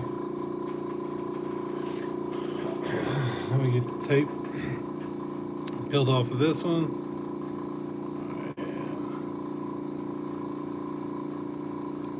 Yeah, there we go. That's looking good. As of right now, it is. Oh, come on. Come on up. Gosh, dang it. Nope, it did it. Yep. Good. Gosh, dang it. I keep ripping the stencils. Okay. There we go. That looks good.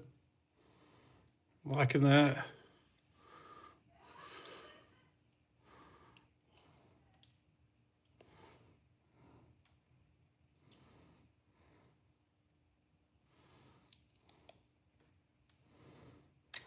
Gosh, dang it.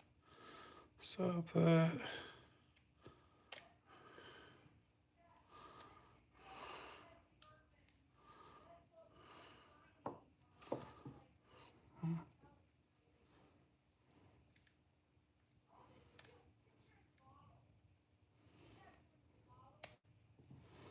All right, nice. That came out good. I'm happy with that.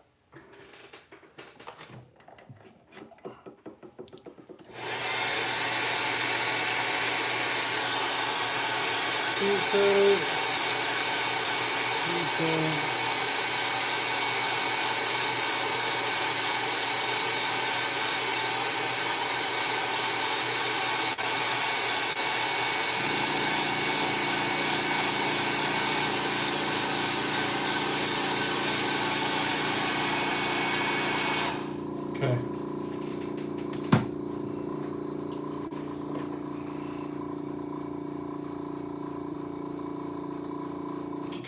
Get out of here. It looks pretty good if Cooper designed it. This is actually an older design from bait makers back in the day. They used to do those bars like that.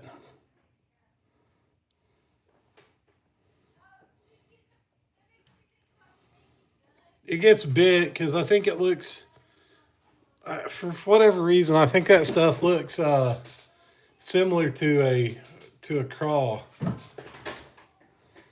in some sort of way. I don't know those lines, but it definitely gets attacked.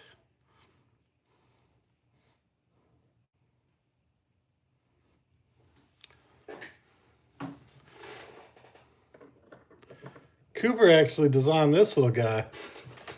This was his amazing creation.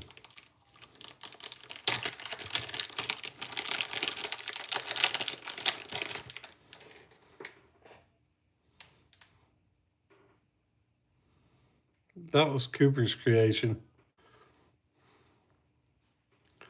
They look like little fat tadpoles.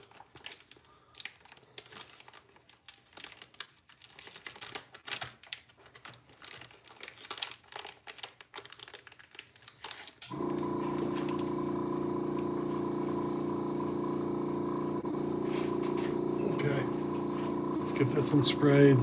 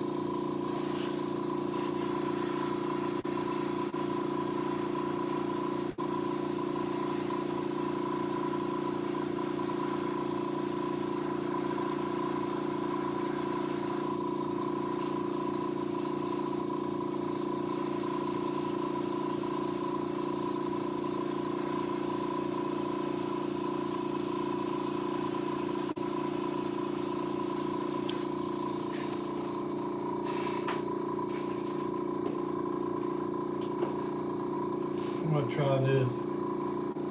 This may be a mistake, but I'm trying it.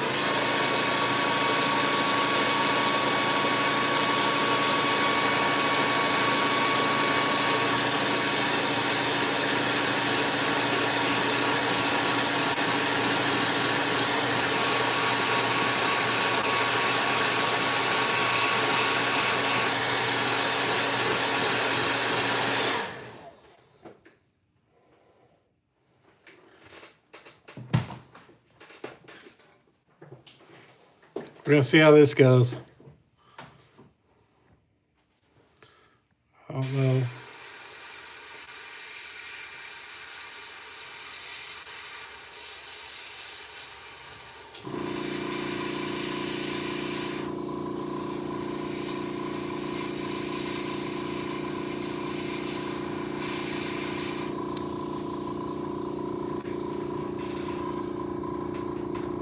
This is actually one of my favorite colors, and when it gets done, it'll have that green on it. It'll have that green fleck in the so they'll be mixed with this green fleck and the clear coat. So I think I had purple in the original one, and I like the purple, but I kind of like the green better. I may try it both ways and just see what happens. Like not on these, but like on some other ones to the side, just to see which the fish prefer more. But I definitely like the sparkle on it.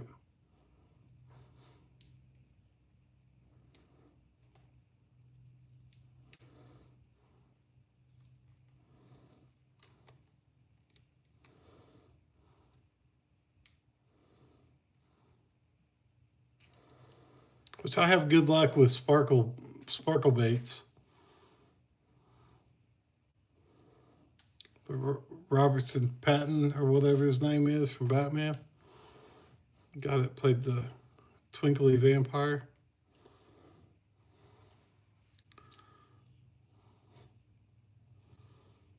Not all baits, but certain times I'll throw a bait that has a lot of reflectiveness or a lot of glitter in it. And it absolutely gets hammered. It's usually on like blue sky, clear days, nothing on the water, like no wind. But yeah, that turned out good.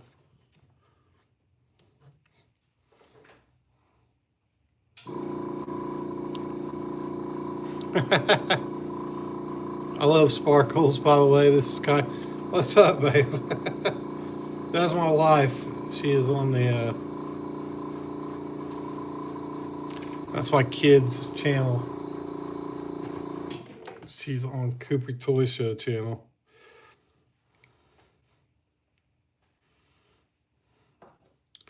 If you want to know why it's named that, it's because when he was like 4, that's what he named it.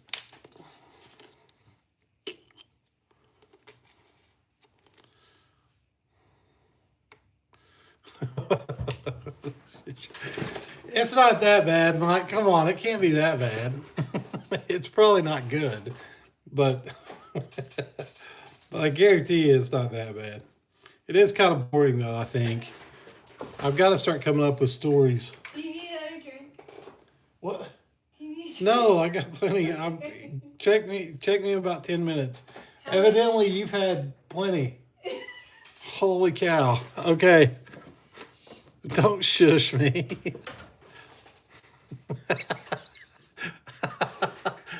Okay, for everybody who doesn't know, my wife just walked in here, and I'm sure you probably heard it, but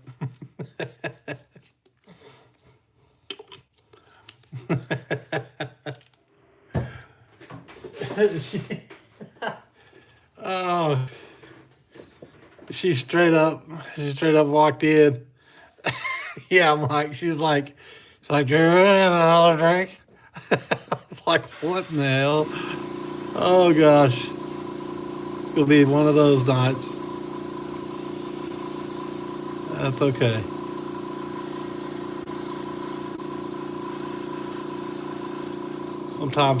Sometimes we all need those nights. Your social LL.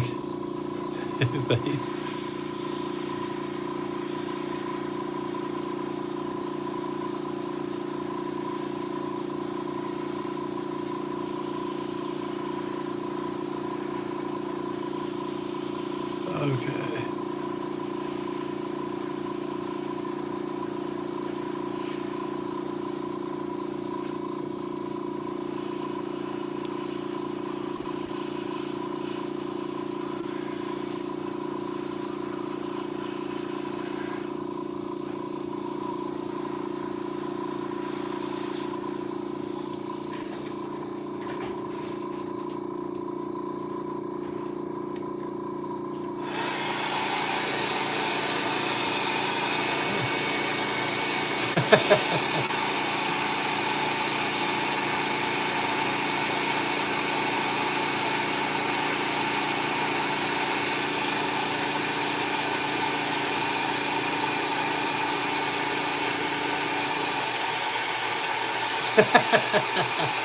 That's probably very true, Mike. Yeah.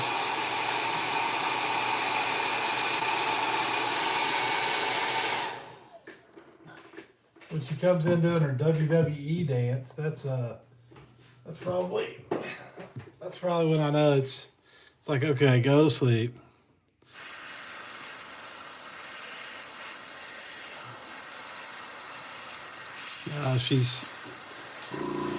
They need to get this. I will say this: they need to hurry up and get this government shutdown over with. I know that. I probably shouldn't have said that out loud online, but they definitely do. And I'm not being political. I'm just saying for all the people that work in those fields, they need their jobs.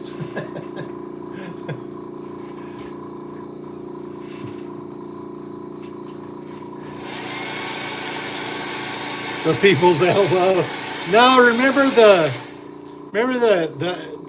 wrestlers that did the X? Like they took their arms and they slammed them down. Like that's her signature move.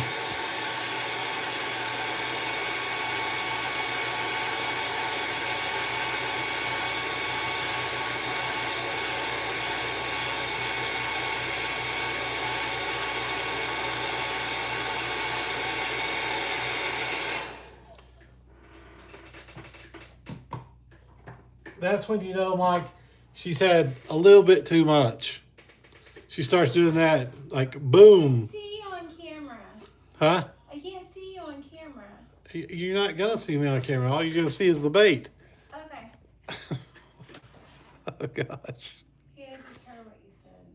About what? The eggs thing? Myself. Yeah, go back in there.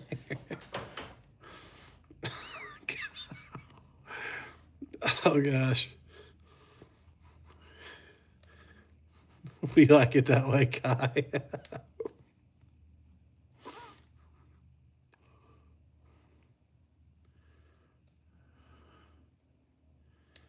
Okay, there we go.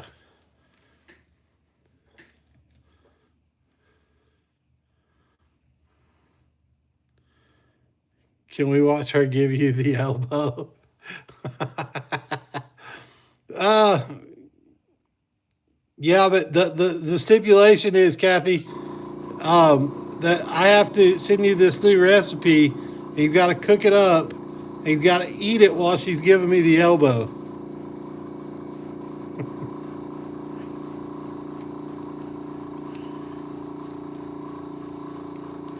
You'll like it though. I'm telling you, it's really good. They were making bukus of money off of it a couple years ago at the state fair.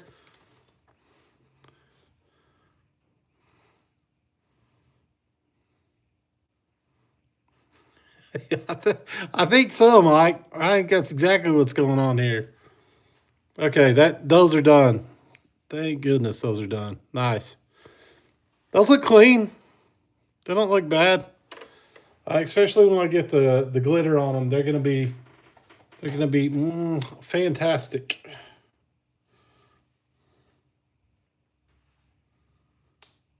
That actually works better, and I don't know why, but it does. It definitely works better to go ahead and before I peel the stuff off to go ahead and heat it up. I don't know if it's loosening that glue or what's going on, but it works better.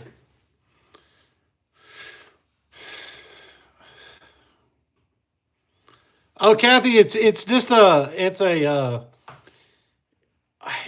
recipe. It's this brown like battered thing, and it's got like this yellow and cream filling. I think they called it a fried Twinkie, I believe, is what they were saying.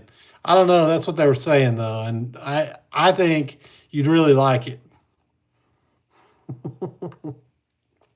My glitter crafting herpes.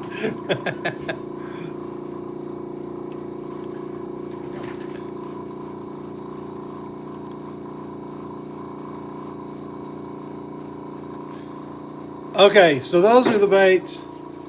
Right now, I'm fixing to pull out the crawl bait and do stencils on them, but I'm going to talk to you guys like this because putting stencils on them, I just got to be honest, it's boring to watch. So I've got my peepers on today, so that's awesome. And I've also got strep throat, so that's amazing. So if you hear me cough or wheeze or whatever, apologize.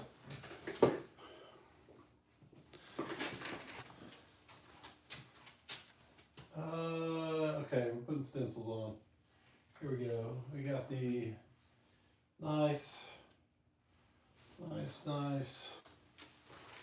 So these are the next guys we're working on, and I think they're gonna be fantastic. These are a little bit more detailed though, like the way I do these. So we'll see how this goes, but I think it's gonna work out good. Oh, here we go. So the last one and the final one to do, and I'll show you all the finished product of it. Hold on, I'm gonna go get it. Yeah, give me a second. I'll be right back because I want to show you guys the finished product of.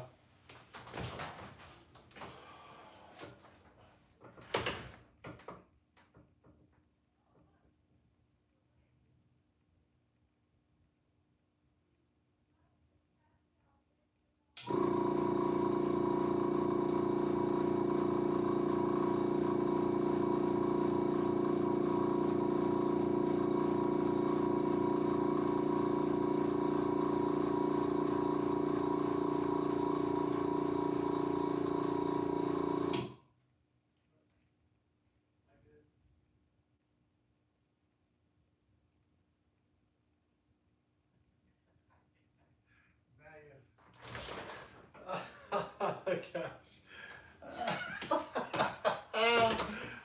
Oh my gosh. Mike, that was a good one.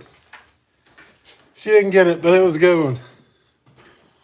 He's going to cough and spit all over them and send them to you. Mike, wear gloves when opening the box. They will be completely disinfected. So that's the bluegill. I don't have those. The last batch of those is not painted up yet, but that's the finished version. So I think it turned out pretty sweet though, to be honest. I like that. I think it turned out good.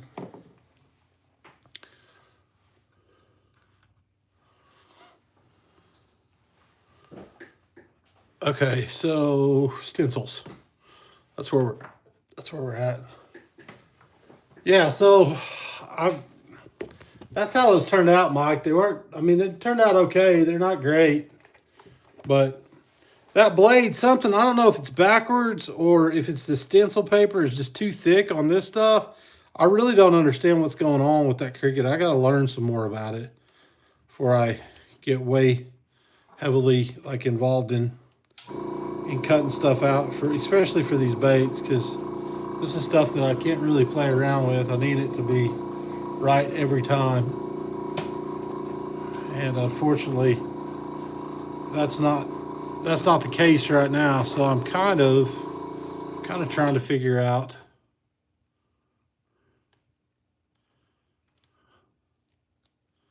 They definitely have a learning curve. Yeah, man, I think so. Like, it's just, I mean, like the stencils turned out okay, but they're not perfect, and they're definitely not like as clean as I thought they would be. I guess that's the main thing with them. I thought they would be a little cleaner than what they are. Gosh dang it! Come on, you dirty rascal! Oh boy. Okay, come on up there. Come on. Come on, I don't want to rip it. I need you to come up off there. Okay. Gosh. Man, these are a pain in the butt. They're sticky. They're so sticky. Okay, here we go. Now,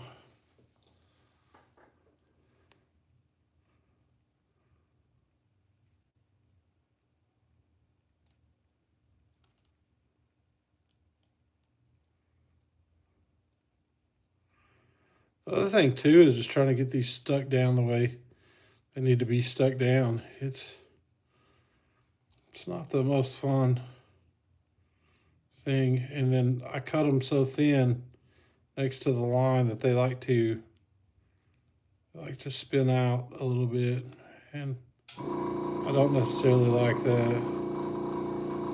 Yeah, that's.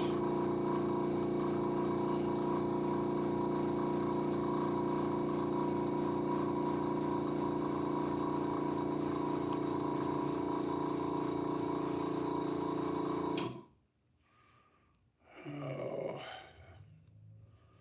that one didn't really go on the way I wanted it to. It's fine. It will be okay. It's just gonna have to be what it is for right now. This is just, this is what it is.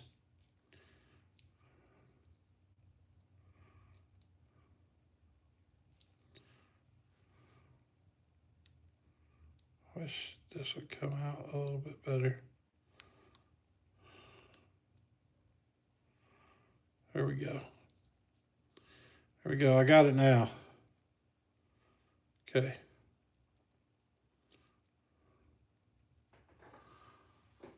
Okay, it's on there now. It's kind of all goofed up, but whatever. It's on there. That's all that matters. I'm happy. Quit talking dirty to it. I think that's how, that's how you catch fish with them. I know is that's the only way. So like guys, if you're buying these crankbaits, just know that you're gonna have to be out there talking dirty to us. People are gonna give you strange looks, especially if you get your GoPro in one hand and you're like talking dirty, you know, to your bait. I've had it happen a bunch of times. It's normal. You will get the ranger called every once in a while, but trust me, it's okay.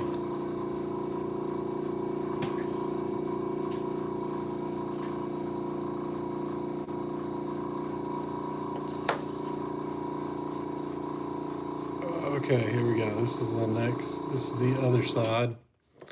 So let's try getting this one on correctly this time so I don't have to. Oh, come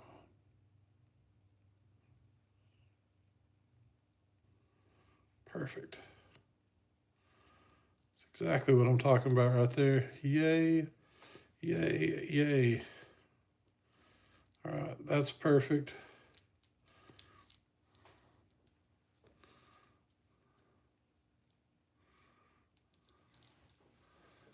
Here we go. What's on there? Looks good.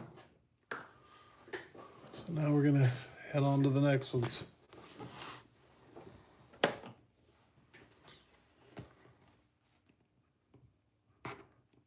I'll tell you one thing. Like, I know we're supposed to have, Mike, you said we're gonna have cold weather coming up. I've got to go get some propane for this heater out here. I can't be doing this stuff when it's cold. It gets too cold in this garage for me to be hanging out trying to paint baits. I'm gonna have to hook that heater up. He likes talking dirty. He knows that fish will open its mouth wide. Dang straight, that's the best kind, Kathy, right there. Saturday, you think?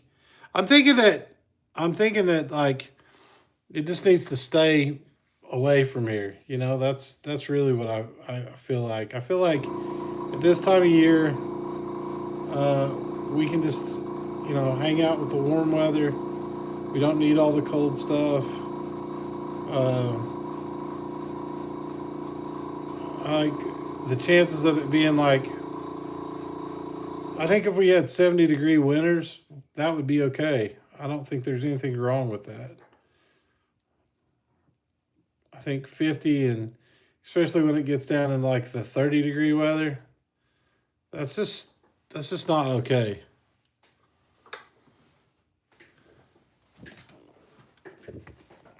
And I don't want, Mike, I don't ever want your winter. I promise you. That sounds horrible. That sounds absolutely miserable.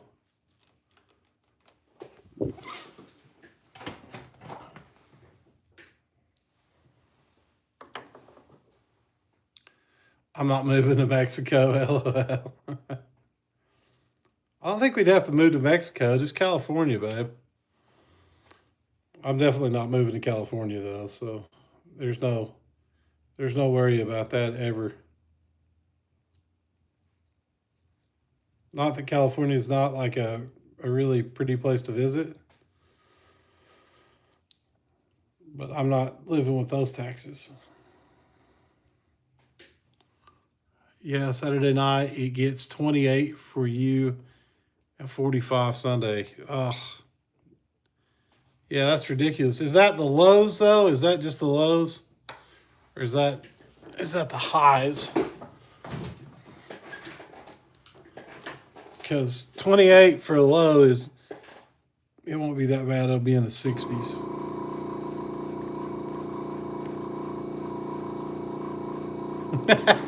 Listen to you, Kathy.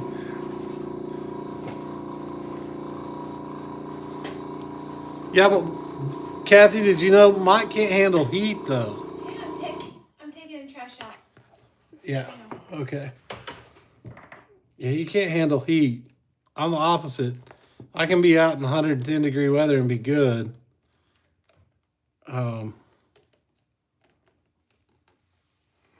And he could be out in 110 minus degree weather and be good. 45 is the high. Okay. So it's going to get chilly then. Yeah, that's too cold. I was hoping to go fishing this weekend. That kind of sucks. I was kind of wanting to go to those ponds. But maybe I can work it out. Mike and you are the same in that, Kathy? You don't like hot either? Yeah, I mean, like, heat doesn't bother me. It really, like, heat doesn't really bother me that bad. But the cold will, like, I just can't do it. I was in Kansas for a time period, and I can tell you that that was too cold for me. It was just too much. It was like, that's what everybody says. They don't understand it because they're like, you know, you know, you're a big dude, like you're a fat dude. Like, why can't you deal with the cold? I don't know, but I could be this fat and be in 110-degree weather and not be like sweating like crazy or any of that. So I'm just a lizard at heart, is what it comes down to. Like when it gets cold, my body goes dormant, and I stick my snout above the ice.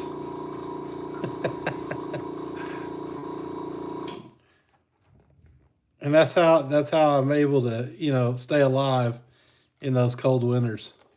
No, I think we're gonna have a bad one this year. I really do. I think our winter is gonna be more like. I think our winter is gonna be more like the polar vortex that we had several years back. And if that's the case, it's just gonna be nasty all around. It's not gonna be fun. But the cool thing is if this propane heater works like it should, and it will, but if it works like it should, I should be honestly good to go.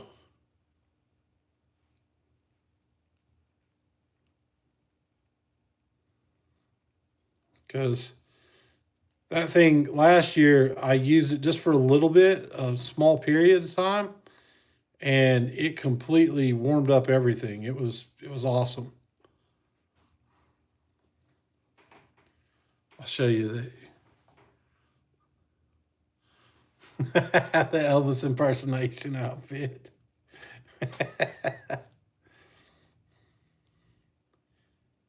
I need to do that, Mike. I need to start coming on here making baits and be like a honk honk. Oh. Just do it in the rhinestone, the white cape with the rhinestones on it.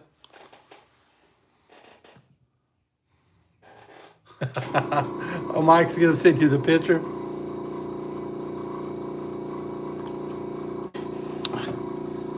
I got all fancied up. It's one of the only times in my life you guys will ever see that. Got all super fancied up for a wedding. Trust me, it's not something I do on the regular.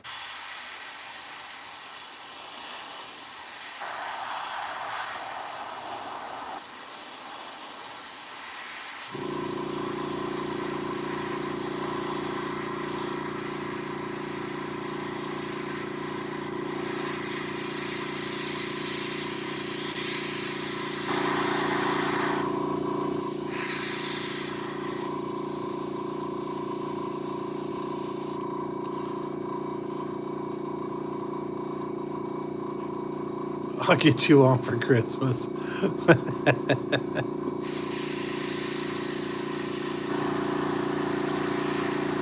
Thank you. Yeah, I'm not a suit guy at all.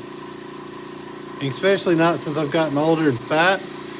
I don't like being in a suit. When I was younger, it wasn't as big of a deal. Gosh, dang it. But now that I've gotten older, it's definitely not my favorite thing to do. But my buddy was getting married, and I had to be there for him. So it worked out though. I think the wedding was pretty awesome. They had a lot of fun, and I think after the wedding. I think before and after a wedding, it's always the most hectic. I think that's just part of it. But they looked good, and they had a good wedding ceremony. All of her nieces were the bridesmaids, which that was kind of cool. And then afterwards they had like a big dance party and all that stuff.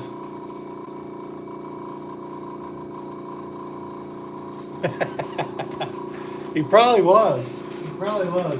That's what nobody knew is underneath there, I had no white shirt or anything. I was full on bare.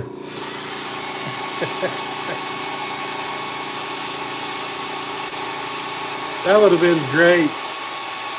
What I should have done, Mike, is pulled up as Frank Pelosi for the wedding.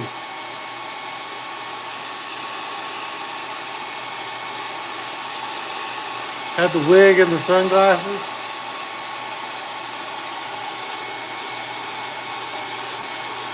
Yeah, Kathy, I would completely do that if I thought I could get away with that.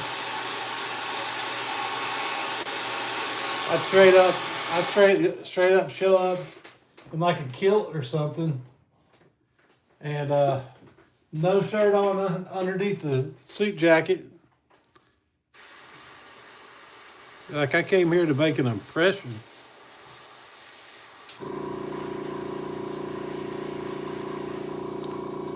Or depression, either way.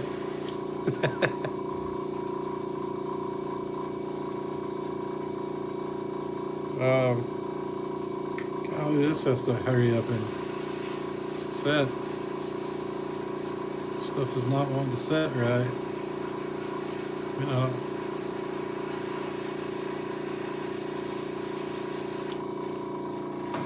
Okay, I think we're good. I think we are good with that one. I can go ahead and peel the shenanigans off and be good. I don't want to see that, please. I'm shy. Kathy, we know how shy you are. It's all right. You'll never see that. How does he try and wear his Frank Pelosi? No, I've never done that one. I think that day of filming that scarred me for life. I think honestly, Mike, that day of filming that scarred me for life. That was weird. I ended up in a weird situation because of that, and so now I'm going to be real selective where I go if I go anywhere to shoot any more Frank Pelosi videos. I definitely want to do this Wheezy Socks again. Like, I think that'll be good, but I think not just the special socks. But I think with that, if I do the Wheezy Socks ever again, I won't do it in such a hot spot of a lake. I will go to a lake that barely any people go to.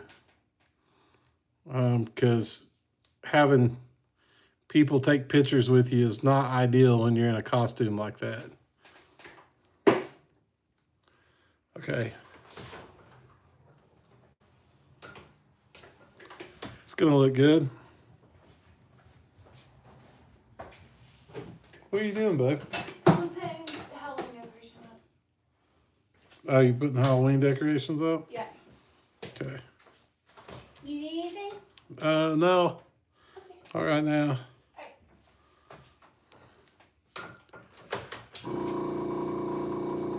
Yeah, this one looks pretty clean. I like the crawl pattern. It actually looks really clean. I think I'm excited. I'm excited for this one because I think it's gonna be, out of all of them, I think this one's gonna be the one that hits it the most. It's a really clean pattern. And I think that the fish will like that one the most.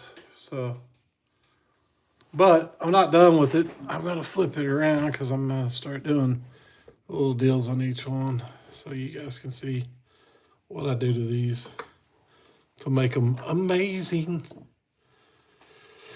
Okay, here we go. Okay, so we go boop, boop.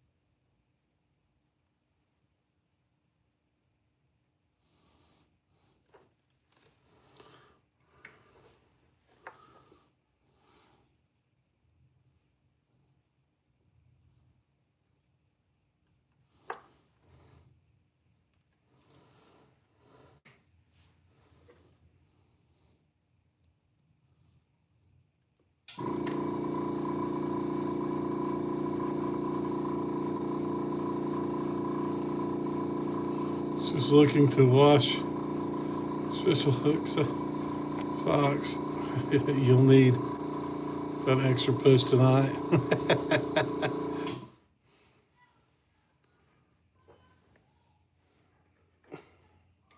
What?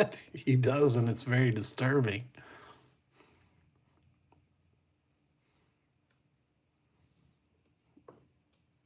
Oh,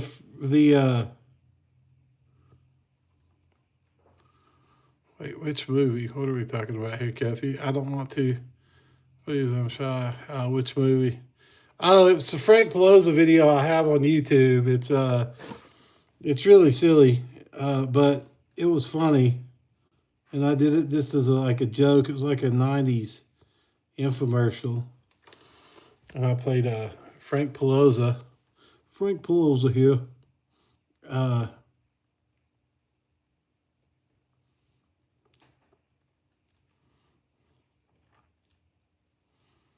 okay, there we go. That one is rock and rolled out.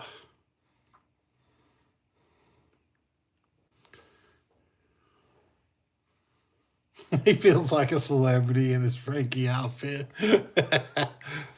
I wouldn't say that. I do, though, however. I do think it's really funny. That was probably one of the. Like, it is funny. Some of those videos, I like doing the fun videos like that. Yeah, he likes to feel special. Frankie goes to Oklahoma.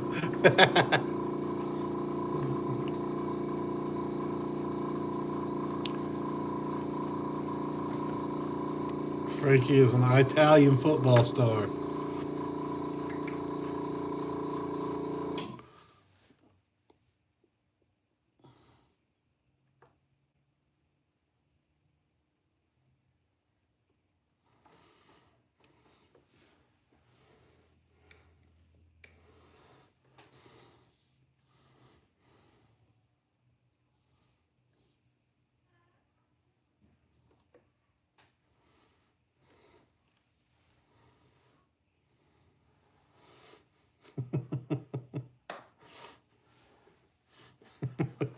Mike.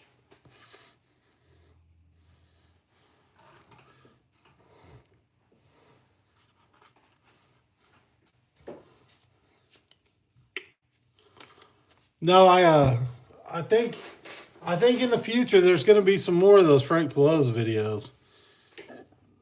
I think they're going to be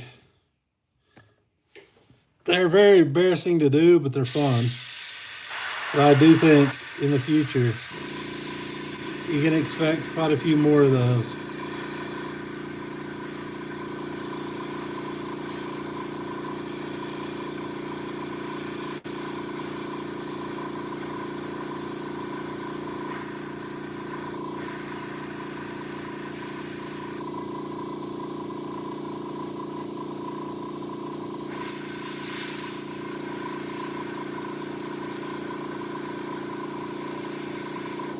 Because Frank Pelosi was I just need to I just need to I just need to basically get in there and do the what's it called? I need to go. I need to set that up for some more videos for sure. I just need to do some funny stuff.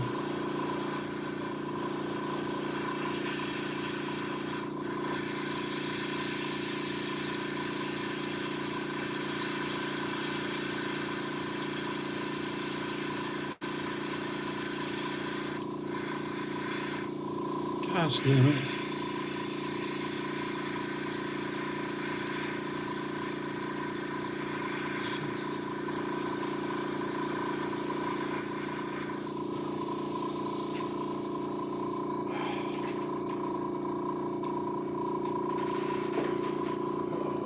Let me see if I can wipe some of this off.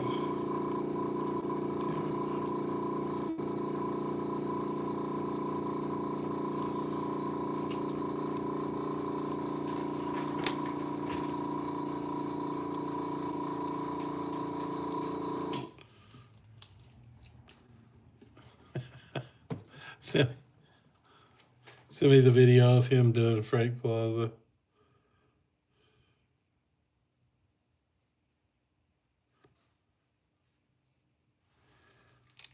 think it was definitely a good time.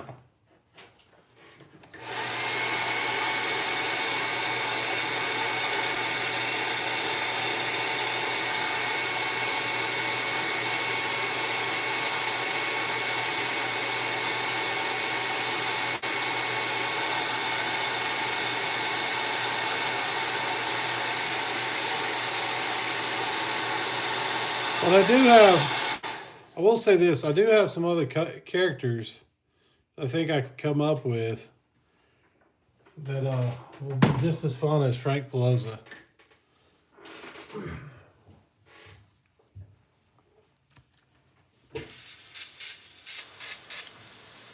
Gosh damn, that's just fucking watered down crap.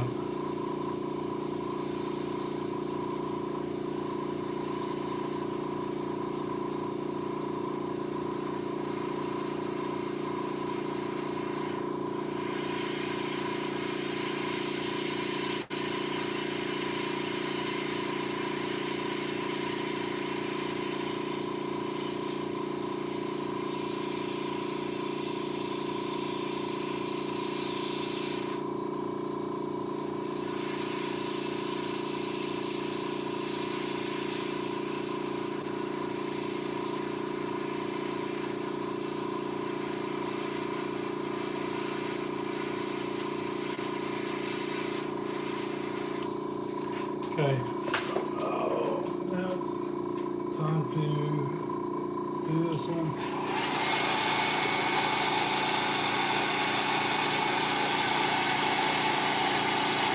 And we're gonna be good. Be solid. It should be ready to peel off. Better be anyways.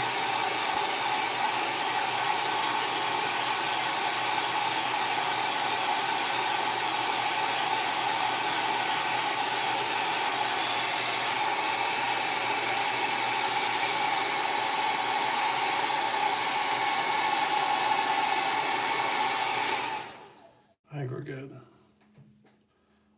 That one is done. Now it's time to peel the sticker off.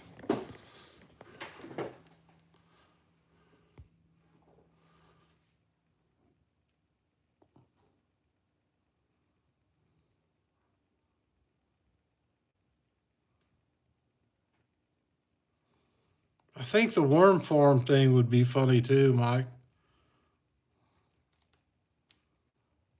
But the sock thing is by far, that's still something I want to accomplish with everybody. I think that would be good. I've just got to get the socks. I can get them made up though. It won't be that big of a deal. Man, that one didn't come off super clean. It came off clean, but not like the best. It's okay.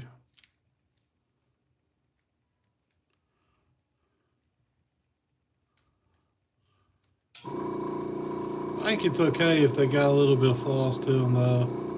I think that's better than them being perfect. Yeah. And that still looks good. I think they still look good.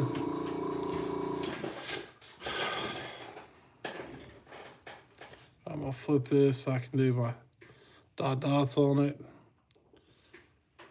And where did my little thing go to? Why am I losing my mind today? All my little things disappear.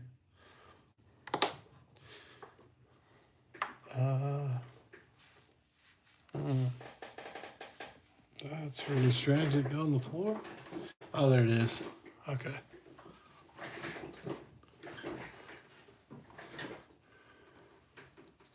Yeah, I think that this is like the best way if you're gonna put dots on baits and stuff. These little, I don't know if you can see that, but they're clay tools, but I use these for a lot of the dots. They work really well. And then also for the back side of the bait. Like if you can do some different things with that. That'll be in later videos, but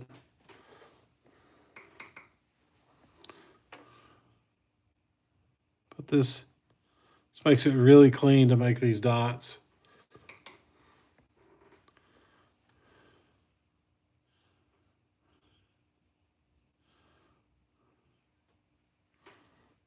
Okay.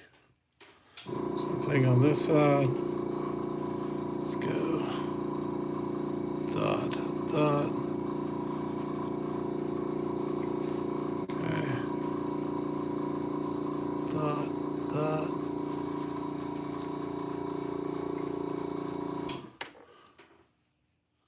Dot, dot. I like some of these older, I like some of the older patterns. I'm not crazy about some of the new stuff, but I like the older patterns pretty well. Gosh damn it. I rubbed on those dots. That's fine. Okay. Heat set that real quick.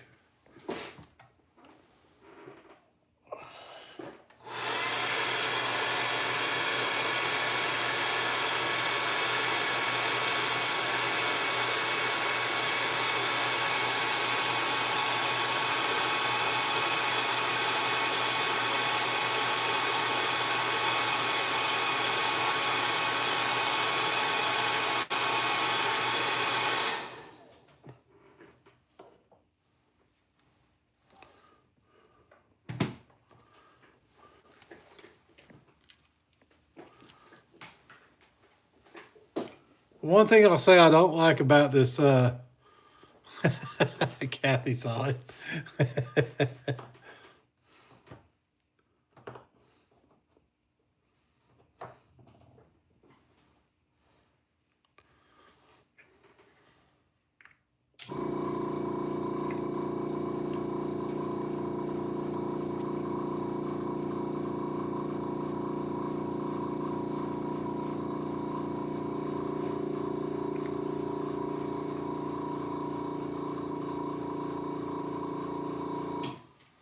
Okay, there we go.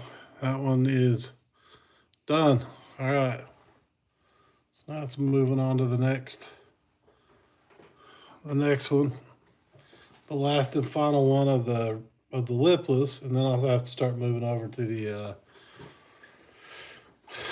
I'll have to move over to the what you would call it, the square bills, but that may not be a tonight thing. That may be a tomorrow. Yeah, Weezy socks. Hey, I'm Frank Pelosa. You may know me from playing the foosball, but that's so stupid. Kathy, wait till you see the one that we're doing for Mike. I've got that's probably coming out real quick, Mike, by the way. I talked to those guys the other day, and they're still good to go. So I can go film it at the hardware store. Like we talked about filming it on maybe like a Sunday or something so that it's kind of vacant or whatever. But wait till I get that one going. You're going to really like that.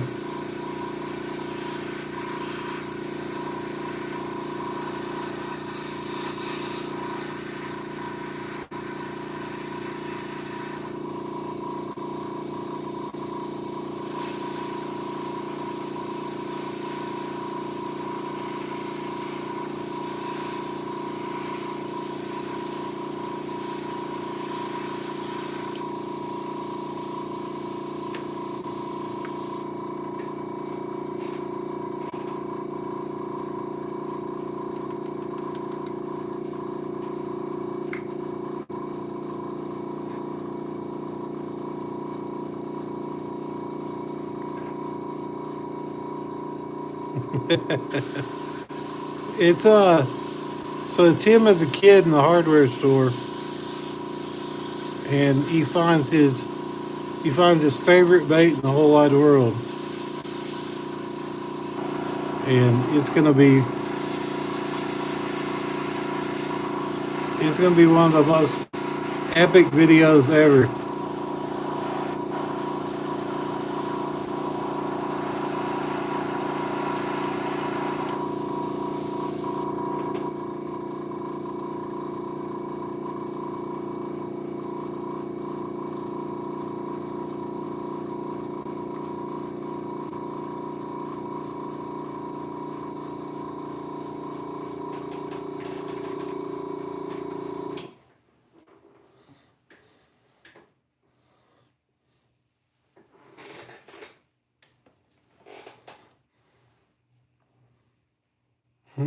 Made from Hawaiian milk spiders.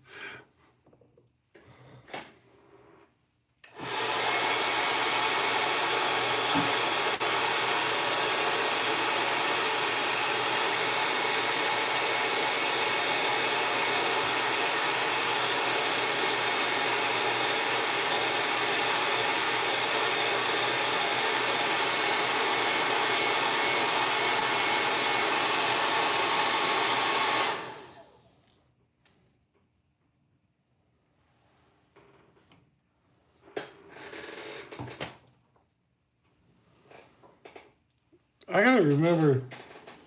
I gotta remember all that original idea. Like I've got some of it, but I gotta remember all of it. It's gonna be fantastic though.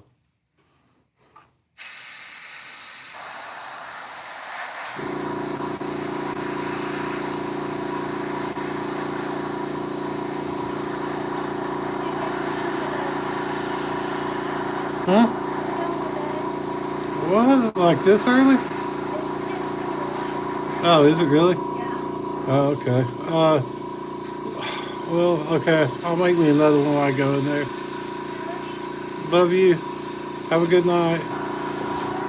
I said, y'all have a good night.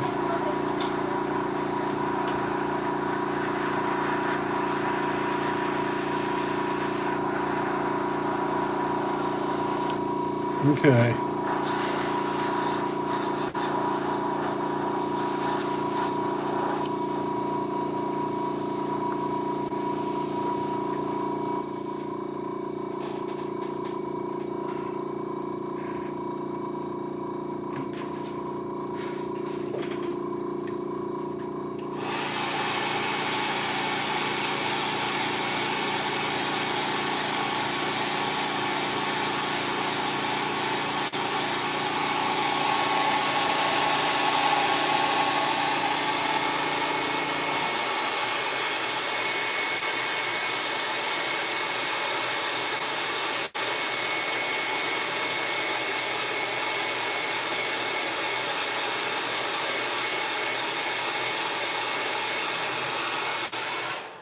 Okay, that is knocked out.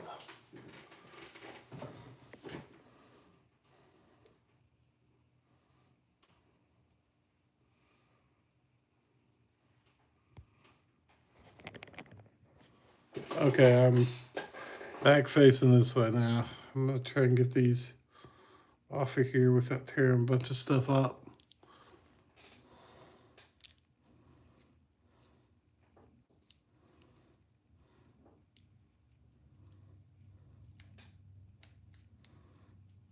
Perfect. Perfect. Perfect. All right. That worked out phenomenal. So that turned out good. So now it's time to move on to the other side. There's a ridiculous amount of work that goes into these little baits. It's crazy how much it's not much different than like just doing the full size swim baits. Really, it's about the same kind of time on it. And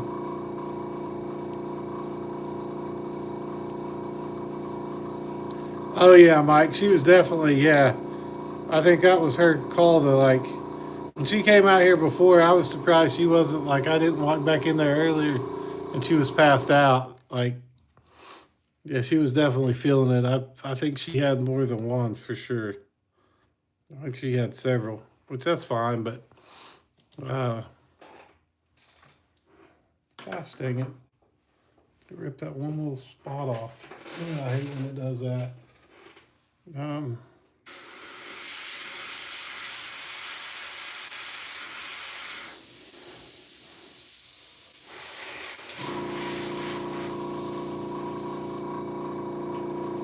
Okay, so that is the final.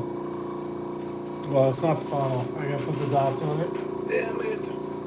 Damn it. Okay. Flip it around, put my dots on there.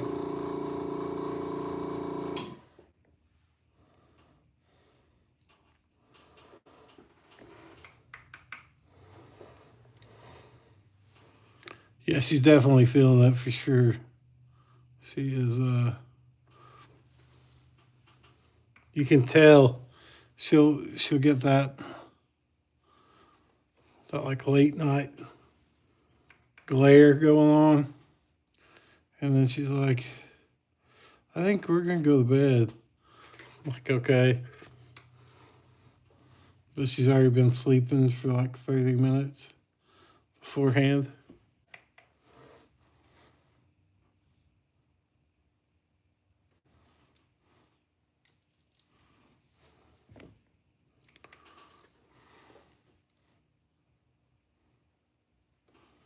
Hope people like these. We'll see. See what happens with it.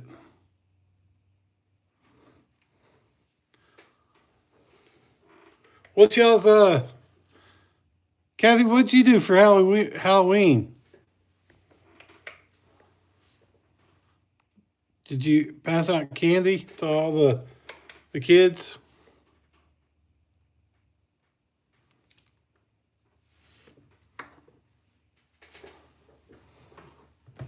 I know Mike made a scare house pretty much. I know they do it big over there. There was a place here that actually did this year that was pretty good size that I was surprised about, but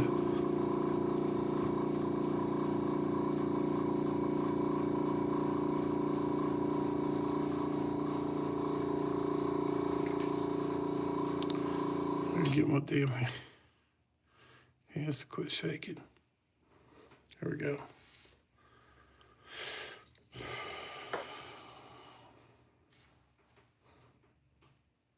It's gonna be worse next year. You guys plan on going huge next year?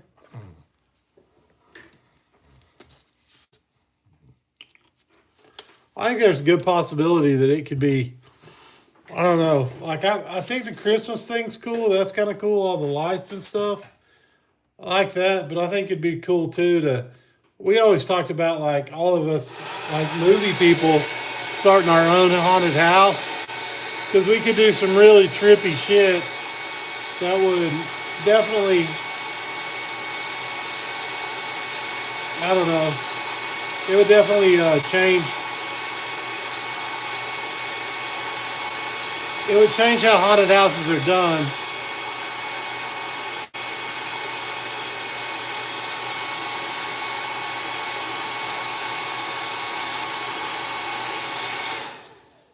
We had a lot of kids for our Halloween night.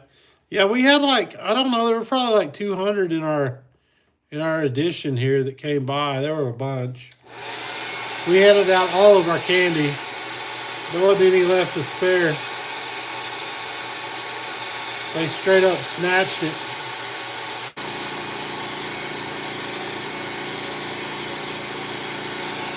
Which that's a good thing, I guess, because we don't need candy. And I don't. Come on.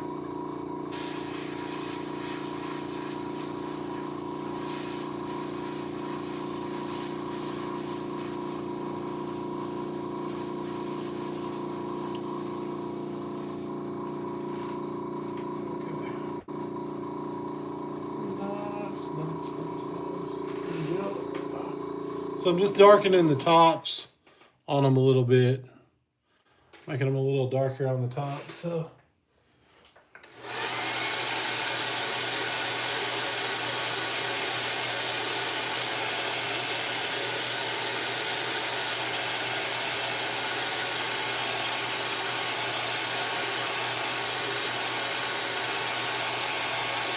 So something really funny. We adopted this neighborhood cat.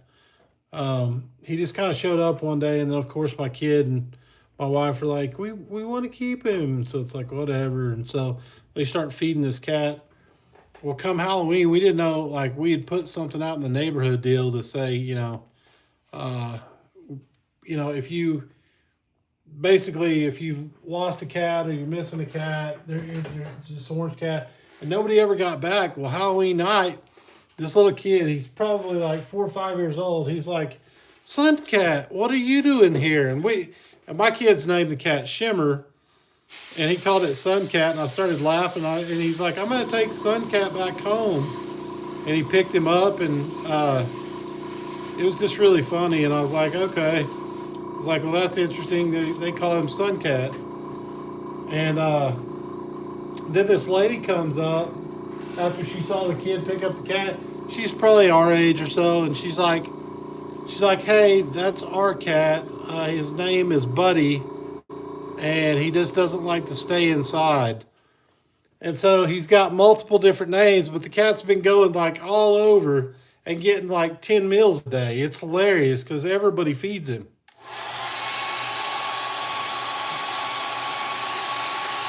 And he's like the friendliest cat in the world.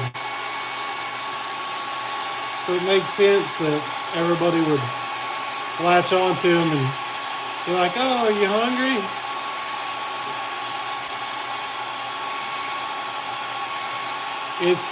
He's got a racket going. That cat's name needs to be Garfield for as much as he eats.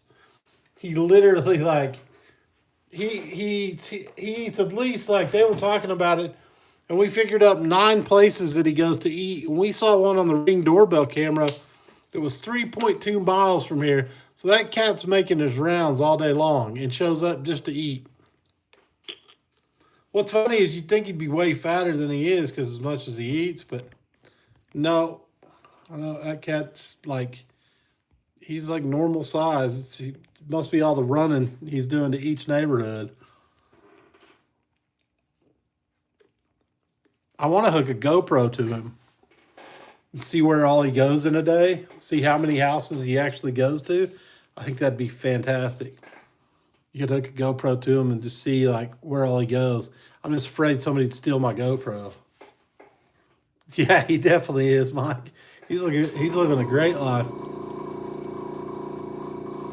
So as of right now, here is the lineup of baits. So we have one. We have this guy, and he's got a peachish pink belly. Got that one. We've got Mr. Fire Tiger. And we've got Mr. Root Beer. And finally, Mr. Craw. And then we will have as well, we will have Mr. Perch. So that's the 5 patterns that I'm making. That's the only patterns I'm making these in. And I'll have 5 different patterns that people can choose from. I think that's pretty good for each bait. I don't think that they need to be, I don't think that it needs to be like an outrageous amount of colors to select from. I think that, like, honestly, I think with this, like, I figured out 5 because it's a good, like, well-rounded number. And later on, I can come out with, like, special edition ones or whatever every once in a while or something like that. But for right now, I feel like 5 is good. And these are limited time anyway, so it's not like they're going to be around all the time. This is what I'm going to be making nonstop. And I've got to get started on these. So I've got 10 poured right now, or 20 poured. I can't remember. But I've got quite a few poured. I just got to cut them. And yeah, I mean, that's what I was wondering. I think 5. I was going to do 7. I was going to do 7 at one time, but I think 5 is where I need to keep it at. I think that's enough. It's a good, well-rounded, like you've got a shad pattern, you've got the bone pattern, You've got the root beer, or well, that's pretty much like the shad pattern. You've got a crawl pattern. Root beer could technically be a crawl pattern. Then you got the crappie pattern and the bluegill. So the fire tiger and the bluegill. So I feel like I've covered all the bases on that for both baits all around. So yeah, so I think that's going to be good. They would arrest you, for being a cat burglar. Hey, that's my wife. That's my wife. You saw how she gets. She gets like that and she just picks up strays. I don't know what it's about. She's been picking up strays for a long time. And I don't know what that's about. No. No, but my kid really liked the cat, and I do have to say the cat's kind of like a dog. It's not really like a cat. It will come running to you. It's the craziest thing I've ever seen. I've never seen a cat. Most time cats don't want anything to do with you. They'll just ignore you or whatever. But this one's not like that. It wants to come up and jump in your lap like a dog does. It's the craziest thing. But I think if I do those 5, um, I gotta select the eyes too. What color eyes? I may do a post and do a poll. I don't know. I don't know. What do you think? What do you think on the eyes? Because I had eyes already selected, but I'm not 100% sure that I like those eyes in particular for each bait. Now the crawl bait, I want those to be dark eyes. I think they should be dark. But as far as the fire tiger and stuff like that, I could go with red. I could go with green. I've got a bunch of different colors here that I've made up. And I do have quite a few of them. I just got to looking at this. I think, I could be wrong, but I think these are all, yeah, these are all, oh boy, interesting. These are all lipless eyes. So I typically will go with something red or gold. So I typically go with something like, here, I'll put it down here and see if I can zoom in on it so you can see. Like for the crawl baits, I like to go with something like this just because it's dark. And I like the eyes to be kind of dark. Oh, shoot. Something like that. It still shimmers, but it's a dark color where, like, let me hold up the yellows and the reds are kind of different. They look more pink. Those red ones look kind of pinkish. I think it has something to do with my printer, though.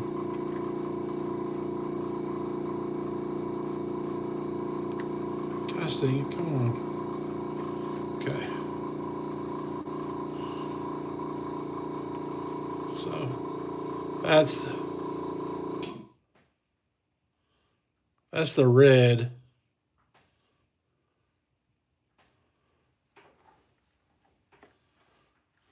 Birch eyes make the best baits. They really do. My sister, when we were kids, she liked to take and cut the eyes out and then throw them into the lake. She would do that a lot. And then she would take our worms too, and she would rip them in half and throw them in the lake. That was her thing to do when she was a really young kid. And it used to frustrate us to death because we'd be trying to fish with them. And she's killing all of our bait. It's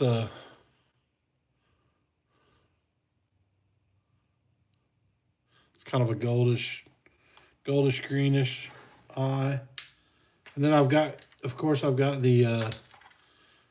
cool eyes like the rainbow. I don't know how well that's going to show up on camera. It doesn't really. You can't really tell. Yeah, here's one. Come on. suck to get out of here.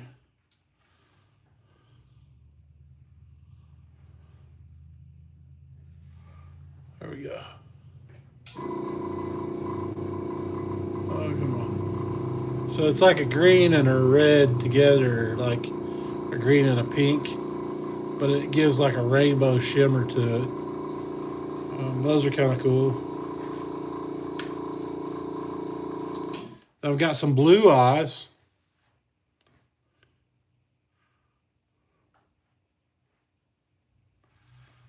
You have an eye popper that takes them out. That's kind of awesome. That's a nice solid blue eye.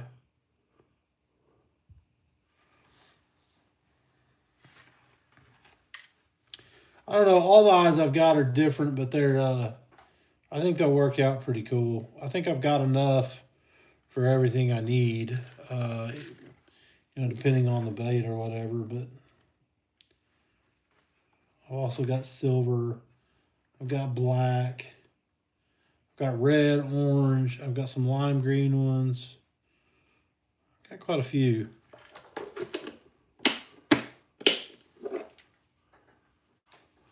Yeah, I've never seen that, Mike. I've never seen an eye popper for perch. That's kind of cool.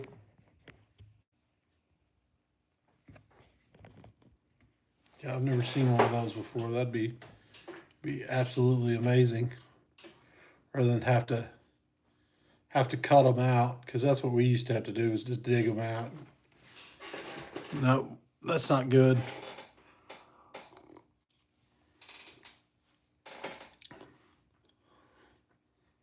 So I've got stuff coming up. So whoever's in here, I'll let you know that I have a couple things I'm working on right now. One is I'm working on a new bait.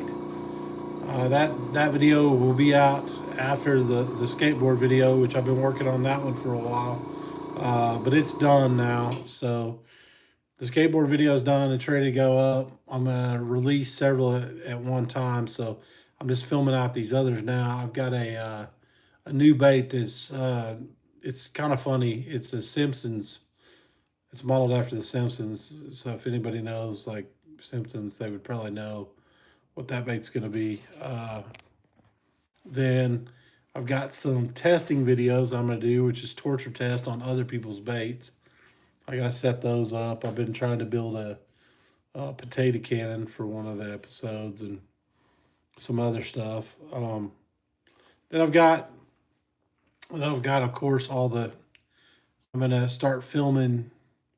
I believe I'm going to film tomorrow. I'm going to start filming the series of me just doing the day-to-day in here. But I need to clean up this space. It's really a mess right now. So I'm going to clean that up and get that rocking and rolling. And then it'll be time to carve out some more baits. And Mike's got a bait that I'm carving him out that'll be interesting. That's to come. And then I've got the Simpsons bait, and I've got another topwater bait that I'm doing, and another bait. So there'll be 4 of those to start out. They won't be too long. Oh, I know. I've got to get that done. This place is a wreck. Hold on, just to give you an idea of how bad it is. So let me flip it around. This is my workstation right now, which is horrible, but it's just because I've been quick painting everything. There's the heater right there. There's the table that I still haven't finished. That's another video that I got to get started on. That's all my wood on the shelf. All this, it's just, I got to organize and straighten up. This side's just as bad. It looks like somebody came in and just wrecked it. So that is definitely coming soon. I got to do that. That's probably going to be tomorrow's project if I feel like it, if my back isn't killing me. What the heck? What is going on? There we go. So if my back's not killing me, that's going to be the project for tomorrow, which is getting better. It feels better today. It did. It felt quite a bit better. yeah, other than that, that's pretty much all I got going. Um, but I am, oh, I'm adding a page to the sinisterswimbaits.com. I'm going to add a customer like photo page, or I don't know what it's going to be, like customer appreciation type page. But like anybody who's wearing the gear or whatever, if they'll send me pictures of them in it, or fishing baits, and they want to send me a picture of a fish they caught on the bait, I'm gonna add those to the page, and I'll cycle through them. It'll be a rotating deal. Like once a month, I'll probably rotate through those pictures and put up new ones and refresh it. So anybody goes to the site, they'll be able to see that. And I may even do like an accommodation thing. And at some point down the road, I may even do it to where it's like, send me your pictures for like a tournament, and I would do different classifications, but it's like it's mainly like it's the size, it's the quality of fish, it's the way the picture's done, like everything. So it's just basically like a photo contest. And then with that, I would do some kind of free gear giveaway or something. I don't know. I've been thinking about some other ways to promote, and just some different ways that'd be unique and creative. So I think that's something that I may end up very well doing.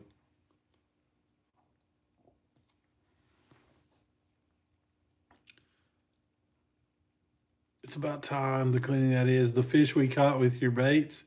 Question mark. Yeah, like Mike, if you catch anything with the sinister baits, like not so much like the custom stuff I'm making you, like if it's something that I'm gonna run, that stuff is kind of behind the scenes for right now. But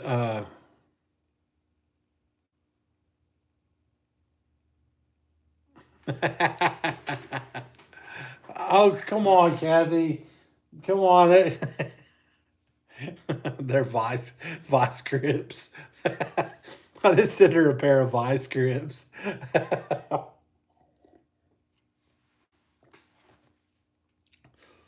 No, I think it would be, that's just a different, something different to do. That way people feel like they're a part of it. And that's what I want people to feel like. I don't know, for me, like this time around I really want the company to be more of a like people to feel like they're part of something, instead of it be like, oh, here's my stuff, here you go, blah blah blah. I'd rather people like leave comments and leave like input on what they think and what they'd like to see and all that, and then also just feel like it's kind of like a huge family. Like this is like, this brand is like a you know it's like a part of, everybody's a part of it in a community. That's more what I'm going for. And I think this time around, that's what I really have been focused on. And that's why I think also, too, that's why it's taken me so long to get this all together the way that I wanted it. Because in my head, I had ideas to begin with, but then it was like, okay, well, those are cool ideas, but they're not like exactly what I'm looking for. And so it's taken a little while, but I'm almost there. So we're getting really, really close. I can tell you that the base paints, I've only got 6 more of the bases to do, and all of the little baits are painted up for right now.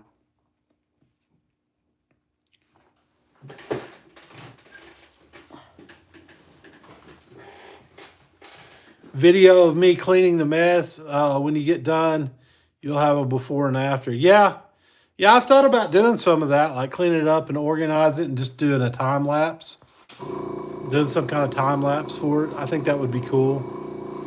I don't know that anybody would want to watch it, but but I mean, like it would be neat because there's a lot of stuff that that doesn't get shown that's in here. Like realistically, I think there's quite a bit that doesn't get shown for the most part. And even like in my videos, like you see more of it like when I do the full length videos. But as a whole, when I'm doing shorts or I'm doing this kind of stuff, I sit right here at this bench, and that's basically what you see. You see from here to here, where you don't get to see the rest of it. This is all my, okay, Yank, I'm out. I'll holler at you tomorrow. Okay, Mike, have a good night. I'm fixing to shut it down anyways. I think I was only planning on staying on an hour, and I stayed on like, I think it's been almost 3 now. So, but yeah, so I'm gonna go ahead and hop off and say goodnight to everybody as well. Thank you guys so much for coming on. I really do appreciate it. Thank you if you stop by. If you do, make sure you're hitting that like button and as well as subscribe to the channel. And if you want it, go check me out on Instagram or Facebook right now. You'll get a lot more in-depth stuff for Sinister Swim Baits, or go to sinisterswimbaits.com and check out the merch and check out the new baits when they're up. I appreciate everybody for staying in here and watching. And Kathy, thank you so much for coming in. I really do appreciate it. It was awesome tonight. I had a good time. I got a lot done, and I feel like it was a good night. So you guys have a great one, and I will catch you on the next one.